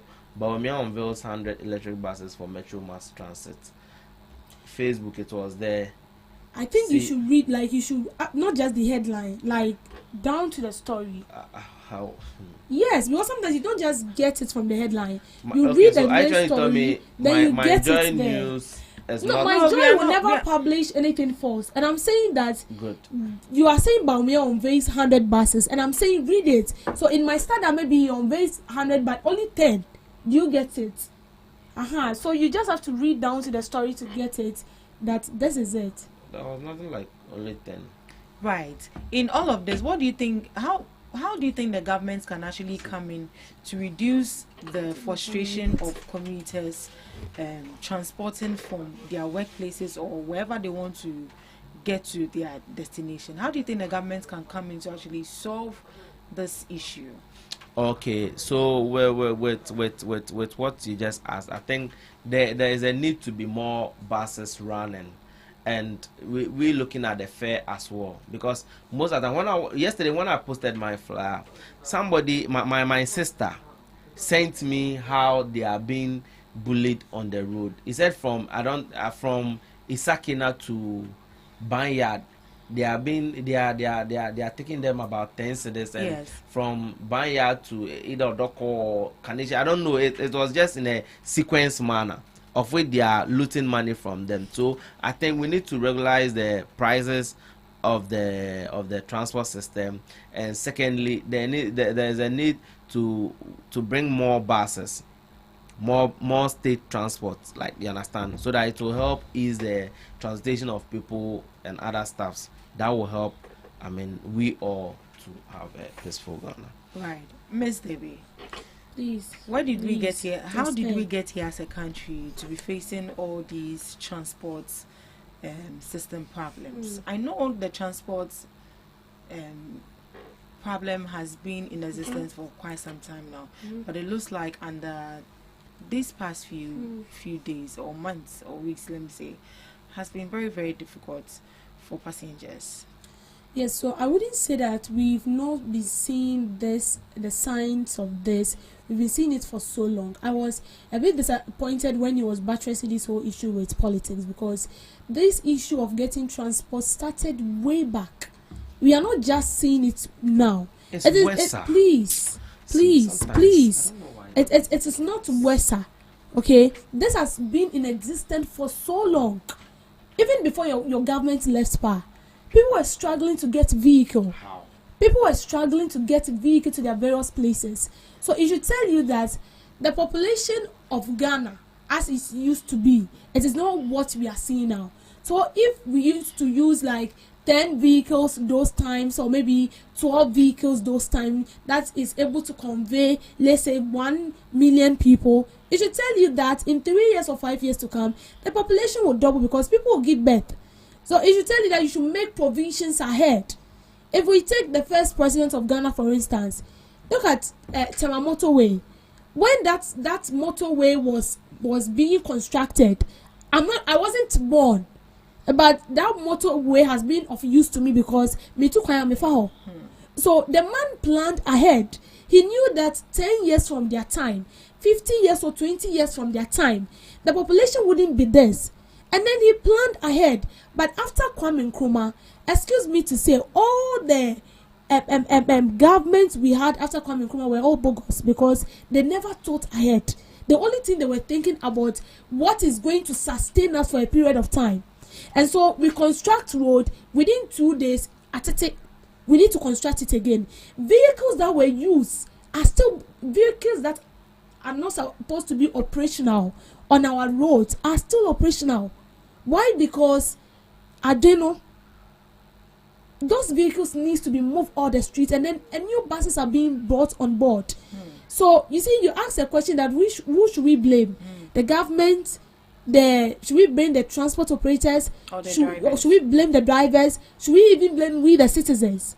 I think everybody has a role to play, and everybody needs to be blamed, because listen, the government will do its best to bring it on board, to bring those buses, but how well are we going to maintain it? You realize yesterday when we spoke to the driver, he told us that because even if they bring millions of buses from the government, they are not going to keep it well. And even those buses will not maneuver their way into areas where these private vehicles will go. And he also mentioned of the time. the time. They wouldn't be able to work 247. 247. But even in the middle of the night, if you go out, you still get you get chocho. You get chocho. But you see, the Metro Mass, the STC, and the VIP buses, I think by 5, 6 upon like they don't work. So I think now that this has become a major challenge that they are talking about, I'm sure the government is going to work towards it and ensure that these people extend their working hours. So if normally they used to close at 5 p.m. or maybe 4 p.m., it will be extended, so maybe to 11, because even at 12 people still go out to purchase things, to buy their stuff for the next day. So when he wants us to do politics, then I want to tell him that it was even worse during his administration. It was there, and we are still seeing it now. Because if your government came on board and they solved this issue, but it's because they saw it then and they also did not pay attention to it, and that is what we are seeing now.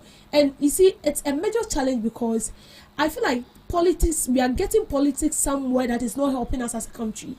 Things that should not even be buttressed with politics and should be seen with an eye lens of the citizen is not being seen as such. Because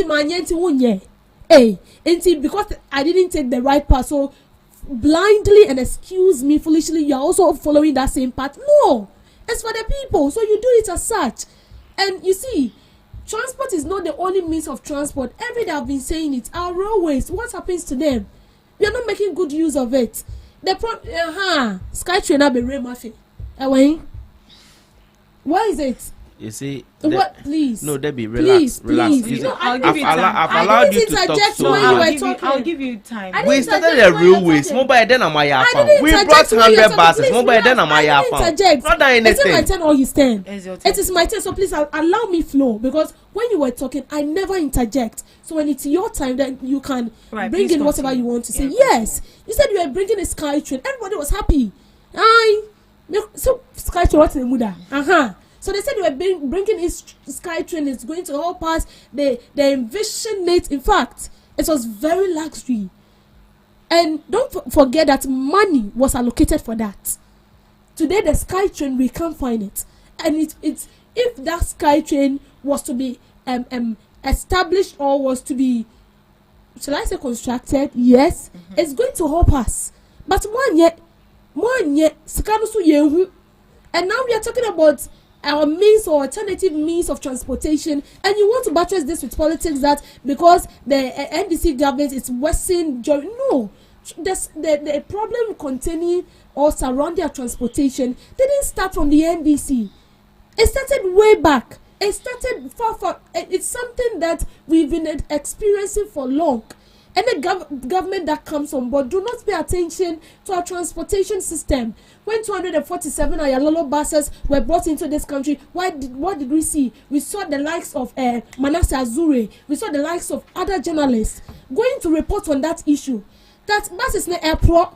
We saw basically nothing about it. Right. So if you sit here to tell me that the transportation system got worsened during this current administration, and then because even during your administration, about 5 crackers, so I said 30 cities.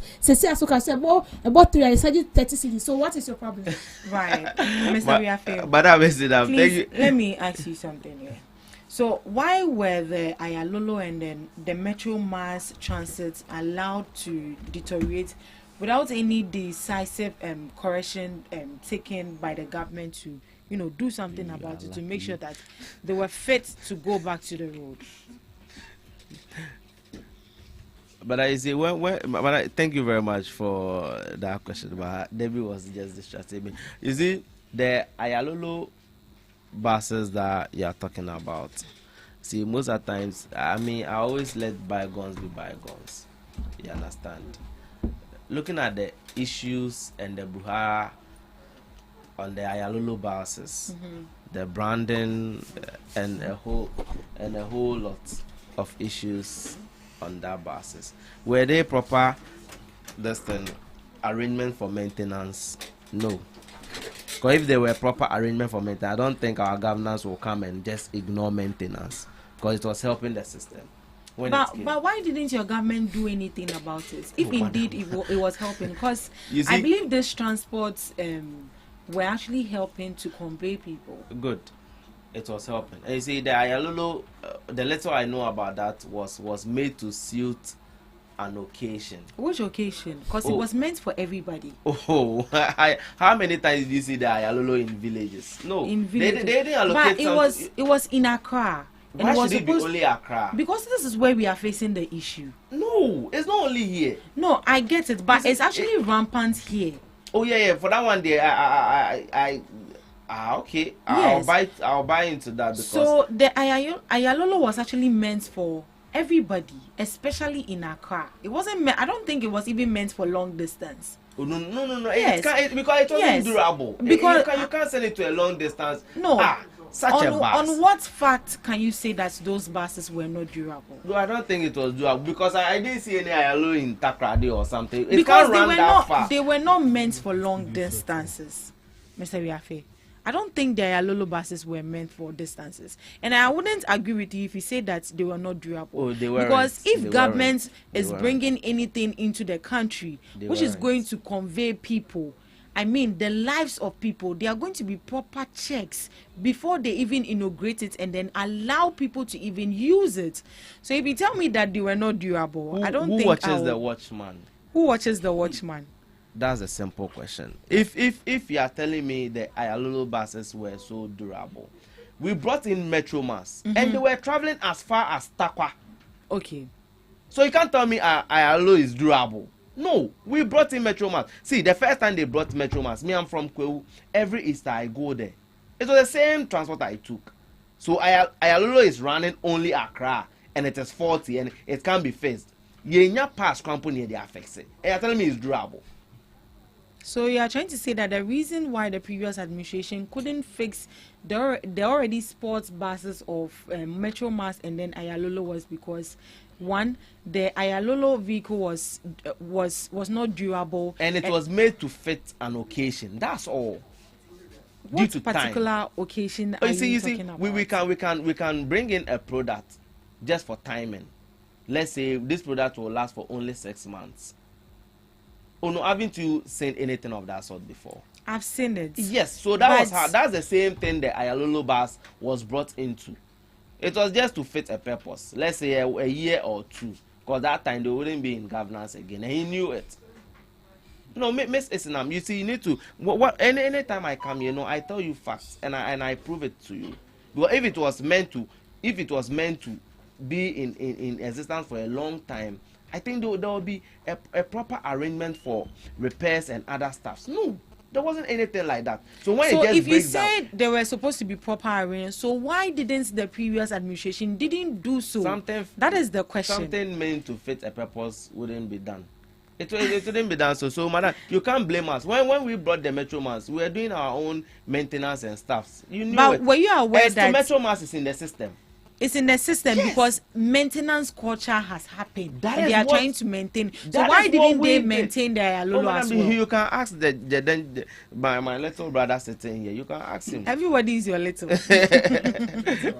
You can ask him. Good morning to you, Mr. Samek Kwache, the NDC Communications team member. Good morning, you're welcome. Good morning to you too. I'm most grateful. Right, it's good to see you. Yes, first of all, let me greet my brother, greet everybody out there who is watching the show also. It's my first time since the new year. Yes. Happy New Year to you. Thank you and really happy with things. Good. So we're actually on the issue of our failed transport system. I think it's okay to say it that way because our transport system has actually failed us. If not for that, we wouldn't be seeing the long queues and then people struggling for car. To the extent of people even losing their property, which I think you've experienced that before. Yes, sure. Yes, you explained to us the last time. So the question on board right now is, why wasn't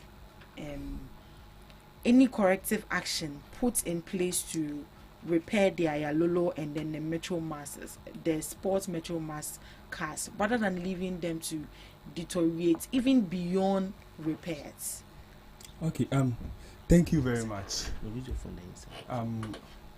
In as much as I was a bit late due to this same issue, Yes.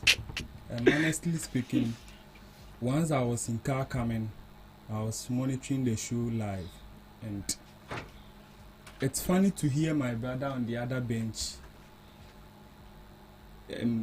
spilling lies to the eyes and ears of the ordinary Ghanaian out there.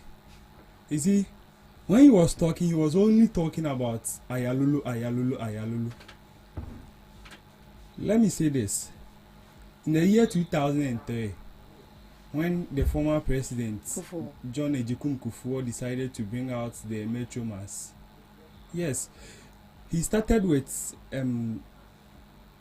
500 buses. Now, fast forward from 2003 to 2008 to January 2009, when the former president, the late John Evans Fifi Atanos, and our current president, then vice president, John Dramani Mahama, also added 500 buses to the same Metro Mass. So making it was 300, not 500. My brother, don't mind. Yeah. Making it 1,000 buses. Do you know? As at then, we had 1,000 Metro Mass. When President Mahama was leaving office in 2016, the country had 1,000 buses, 1,000 Metro Mass buses. Now, you see, the reason why the ordinary Ghanaian went to the polls in 2024 and voted heavily against my brothers is that they have never and they don't think about Ghanaians, the ordinary Ghanaians out there. Do you know the reason why I'm saying this? Under the tenure of office from January 2017 till the time Ghanaians decided that you people are so wicked to the extent that we should just send you somewhere and then have a better Ghana. During that 8 years era, these people decided that 400 of those buses are spoiled to the extent that we should send them to scraps. You see, when you do this, do you think about the taxpayer? No, you don't do. So I was surprised when I was here. I was shaking my head because my brother was just finding it difficult to defend the thing that he's not supposed to. Now, you see, it's quite reasonable that we are experiencing this queues and shortage of vehicles. Do you know why? Reasonable. Yes. Kindly be humble. Let me tell you something. Under 8 years of President Akufo-Addo, business were shattered. The demands were very low. You see, those from the economic backgrounds will tell you demands and supply. When people are unable to go to work, people are unable to go everywhere because of high transport fares and stuffs, high increase of fuel prices and stuffs. Do you expect queues to be at the stations when people are not able to go to work and are crying in their bedrooms and stuff? Do you expect people to go to work? The taxpayer who was being sacked because due to reckless attitude from a finance minister who is unable to come to a town that they claim or a country that they claim belongs to them, decided to close banks for people to go back home. See, madam, your brother or sister who was working at the bank and at the end of the day was being sacked because the bank was being closed. Do you expect same person to get up, dress and pick a car to Accra, pick a car to Kumasi without any work in hand? No. So what it means is that there is a low demand. At a point in their 8 years of governance, commercial vehicles owners took their cars to park them somewhere because a driver will go to work, come and complain that fuel prices are going high, and as a matter of fact, I'm unable to provide your sales for you. If it were to be you, you would just take your vehicle, park it somewhere. as I'm talking to you right now, you see queues and stuff at lorry stations because people are finding something meaningful to do. See, the ordinary Ghanaian or the businessman who used to exchange $1 to 16, 17, who decided to end up his business, is now reviving the business. So when you are coming to work, that same ordinary Ghanaian would also be at the station, coming to Accra to come and do business. Number 2, he is saying that Ayalolo was not fit for purpose, it was for occasions and stuffs. You see, they themselves are not realizing the truths between real politics and emotions. Members of parliament who comes from those rural constituencies, when they go to constituencies, ask them if they send their V8s to the depleted roads there, don't they use pickers and staffs? What's the reason, the motive behind that? They are doing that because the V8 is not fit for those depleted roads. So if you are telling me that Ayalolo was not fit for rural areas and stuffs, you have no point. Is it any vehicle that goes to the, apart from, see, let's take those Ayalolo, Metro Mass, government transport aside, individual vehicles, do we send any vehicle to at all to a particular place? Don't we hear at times that a driver will tell you that this my car can't go to this area? Yeah.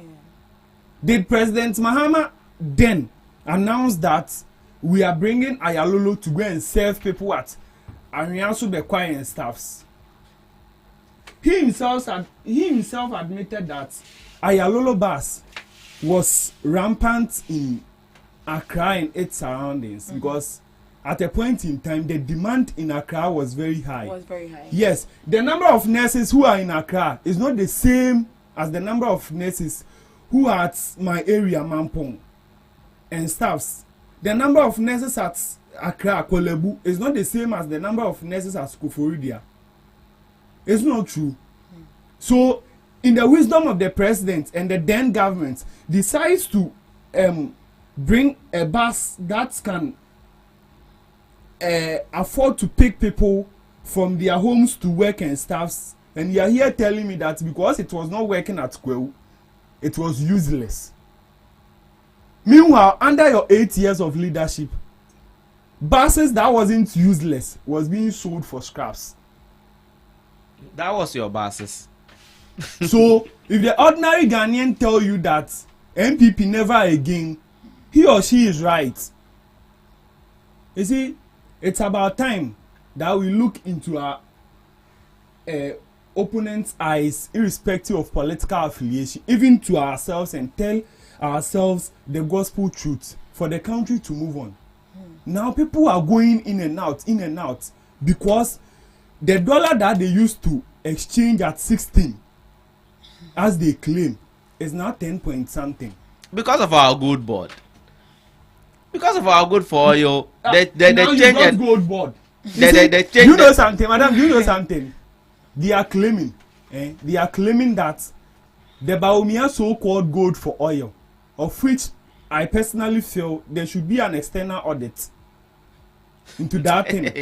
They are claiming that something that Atoforsen is saying is good. You are here saying internal audit. You see, you are shouting. That's why I put on this thing. Let me tell you something. You don't know. You were talking, I was here. Let me tell you something. You don't know anything. While you were talking, I was here. Let me tell you something. You don't know anything. The fact that Atoforsen says it's good doesn't mean I here should.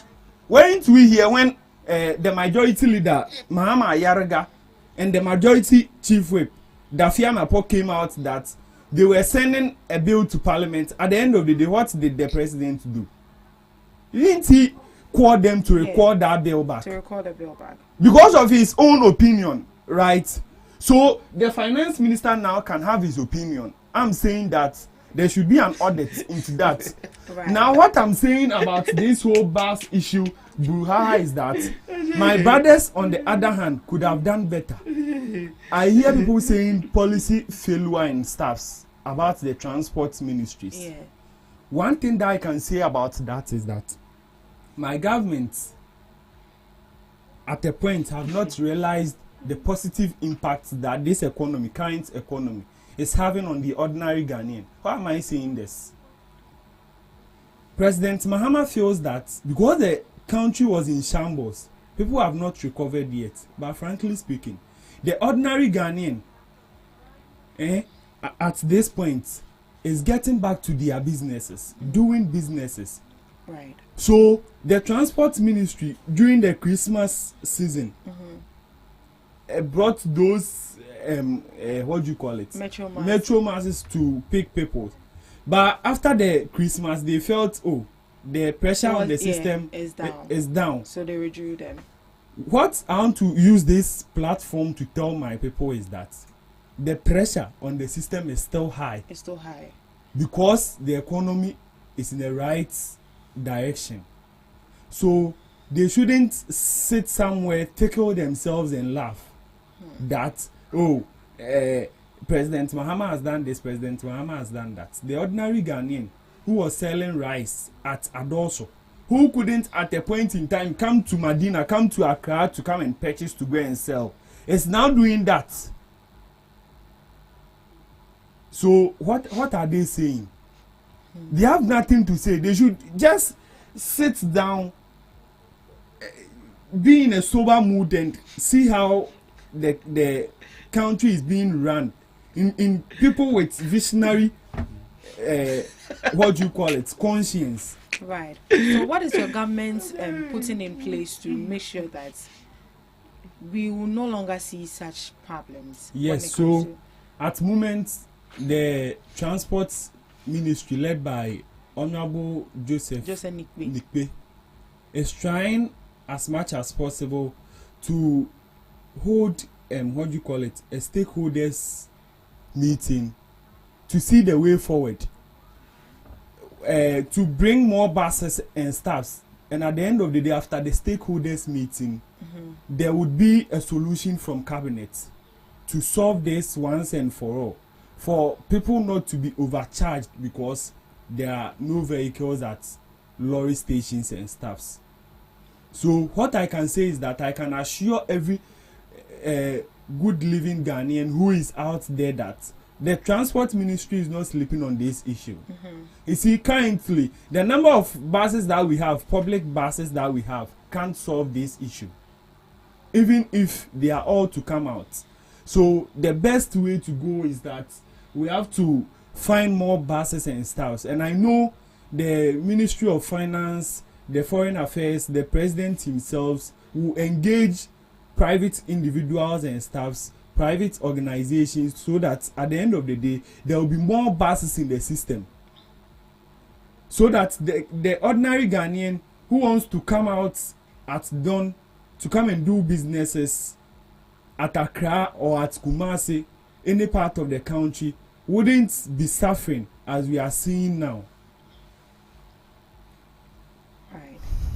Let's move on to our next topic then, rightfully said. So we are just hoping that by the end of the day, governments will do something. So Minority is calling for probe into LGBTQ related teacher manual, and I believe with this the education minister has also come out to address it. So the minority in parliament has called for a full parliamentary inquiry by relevant committee into the development, approval, funding and distribution of the now withdrawn physical education and health teacher manual, which contain LGBTQ related content.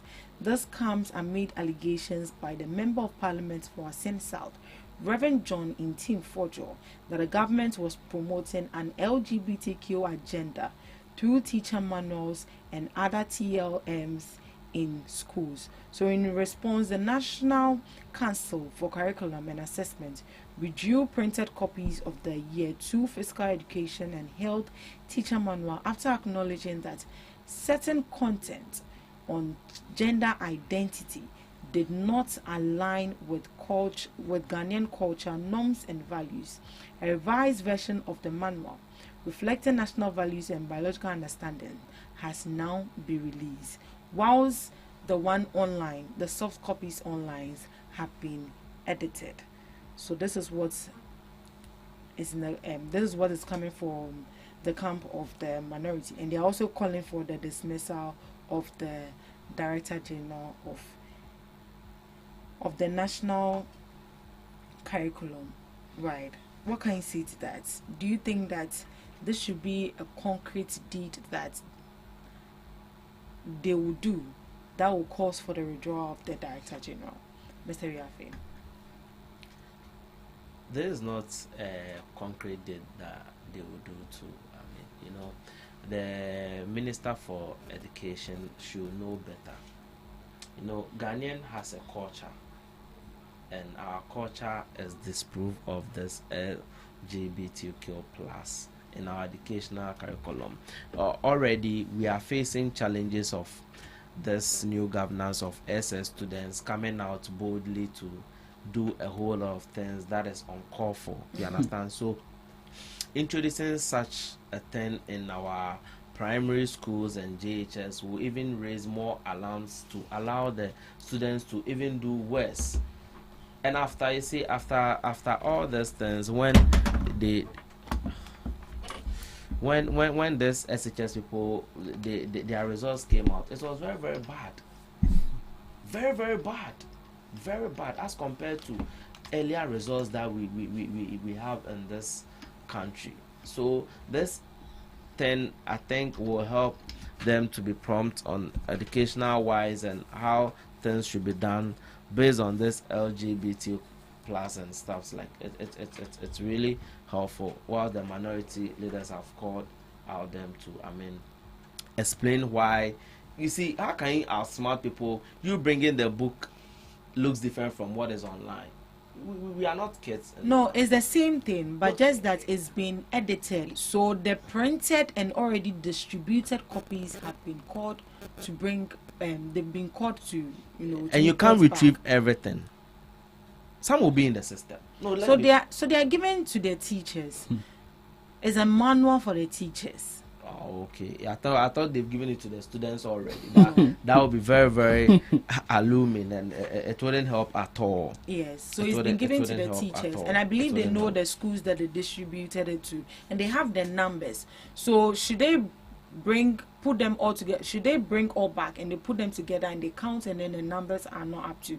Then they know that some are still out there. Madam, some will still be up there because most of them will be taking pictures with their some pictures are already. And it's already on the internet, exposing a whole lot of. It's dangerous. That's the word I can use. It's very, very dangerous for human consumption, and even our little ones. And of late, the little ones are even more addicted to technology than we call them the Gen Zs. You understand? They are more addicted to their phone. So upon seeing this, it will create a whole lot of damage in our system. So I think they calling them to is a very appropriate step. Right. Yeah. Right. It's a very appropriate step, but the minority do not agree because they think they've also wasted government's resources. You see, this current government doesn't think about anybody. They do things the way they want. So they will not consider what you think they are doing. They won't consider that. They won't consider. Mr. Kwache, how come these books were actually allowed to go without properly checking them out? They care about it? When my brother started, at the point, I thought maybe he was discussing it as a national issue, but the tail end, I realized he decided to do politics with this. With it. Yeah. Quickly, let me answer something that he said. First, the manual wasn't something for children in the basic school. For students in the basic but whilst he was speaking, he made mention of people. Yeah, so I corrected.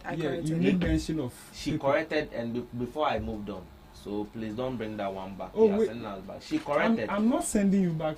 You won't allow me to talk. Oh, I've allowed you, but I'm just saying she corrected. So And we so moved, I we was moved. just re-echoing that it's not for people with in the basic school. It's not for students, it's for teachers. Yes. Right. Secondly, the manual wasn't even for students. Of which you spoke about it already. Yes, it was for teachers. And one thing that we should all notice about this is that manuals which are being given to trained teachers are not something compulsory for them to use.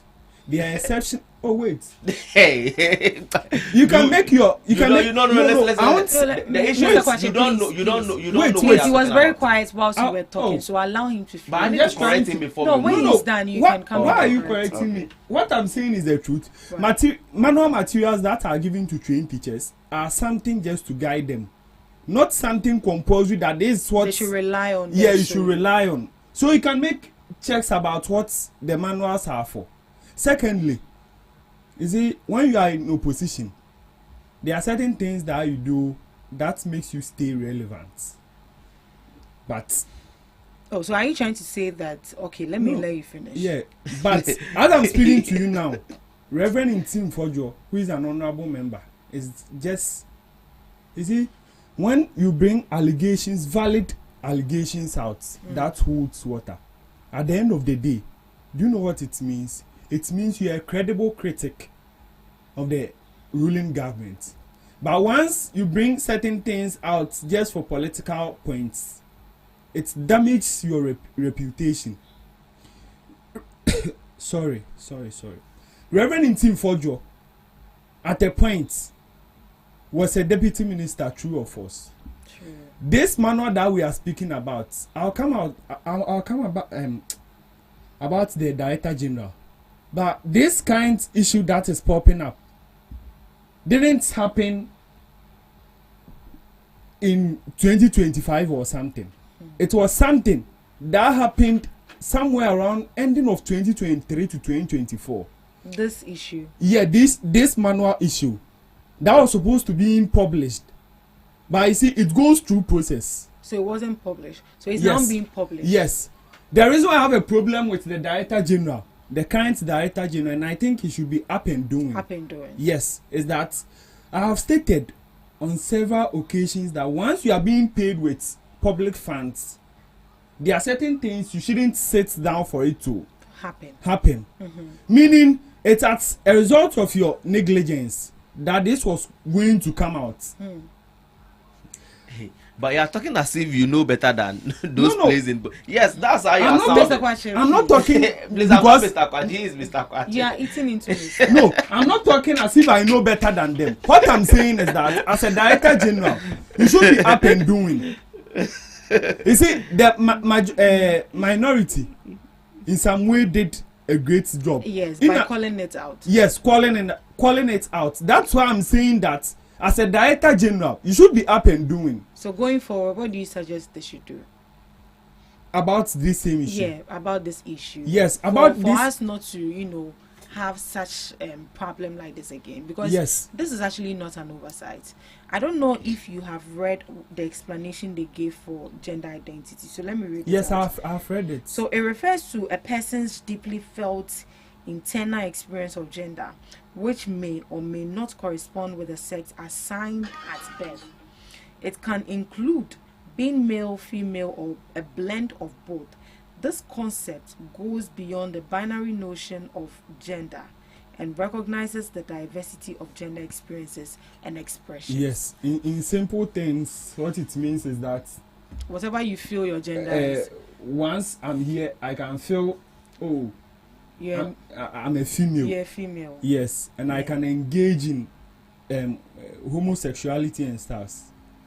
Now, when this issue came out, because the government is a listening government, the current education minister, Honorable Haruna Idrisu, came out to address this issue.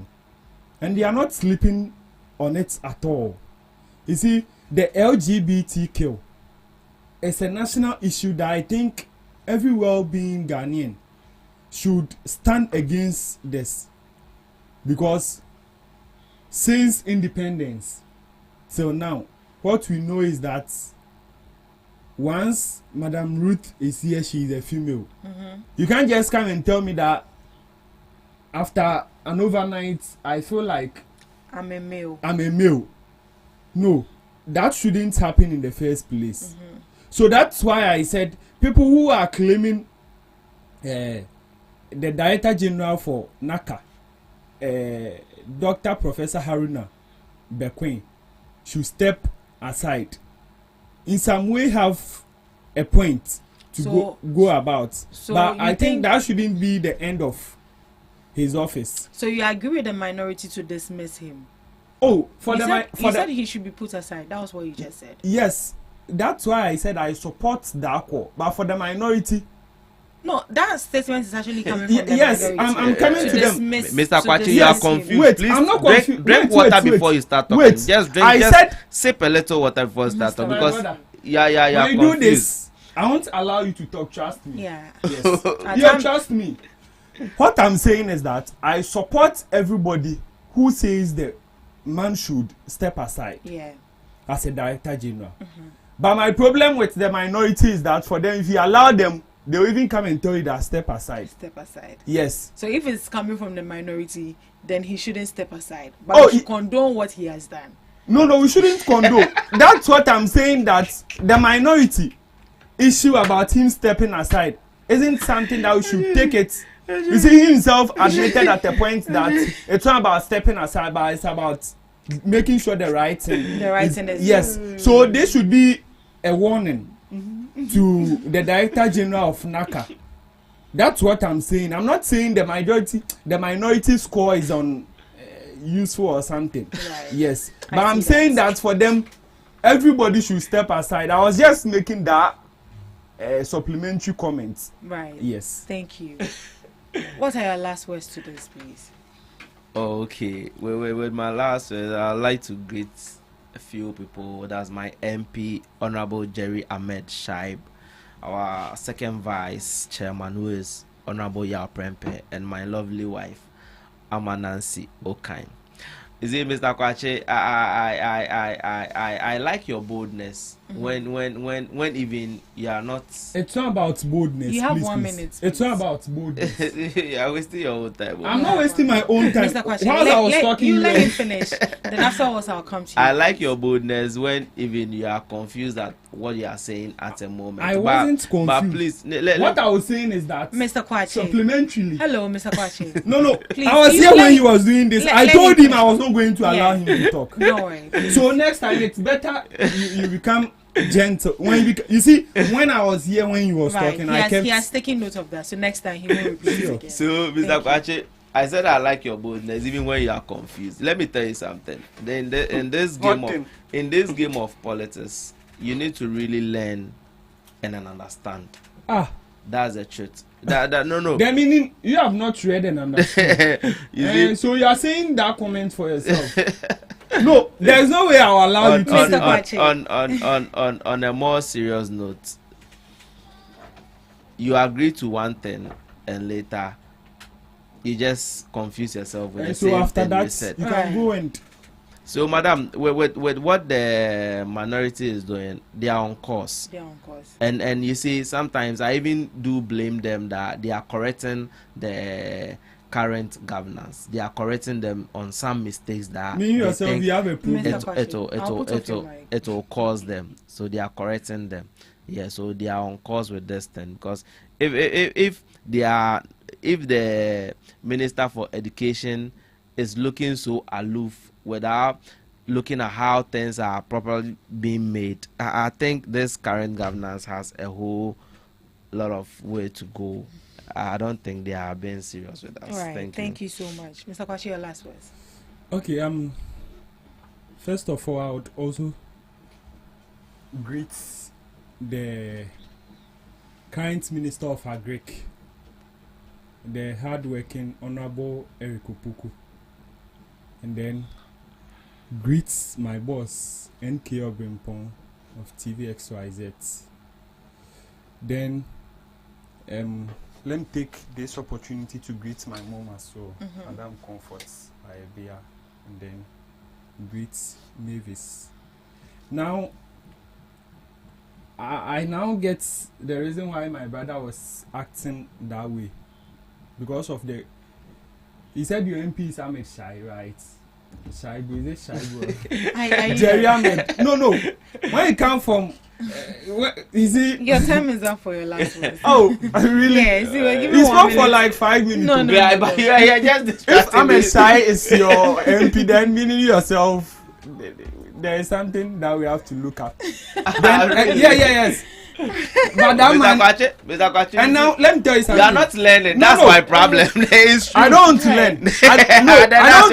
I don't want to learn from you. Let me tell you something. In democracy,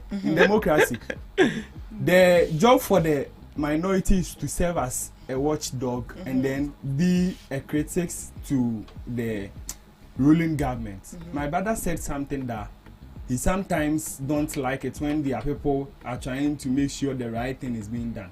That's the character and behavior of an MPP member. He always don't want the good thing to be done. So me, I wasn't surprised when he made that bold comment.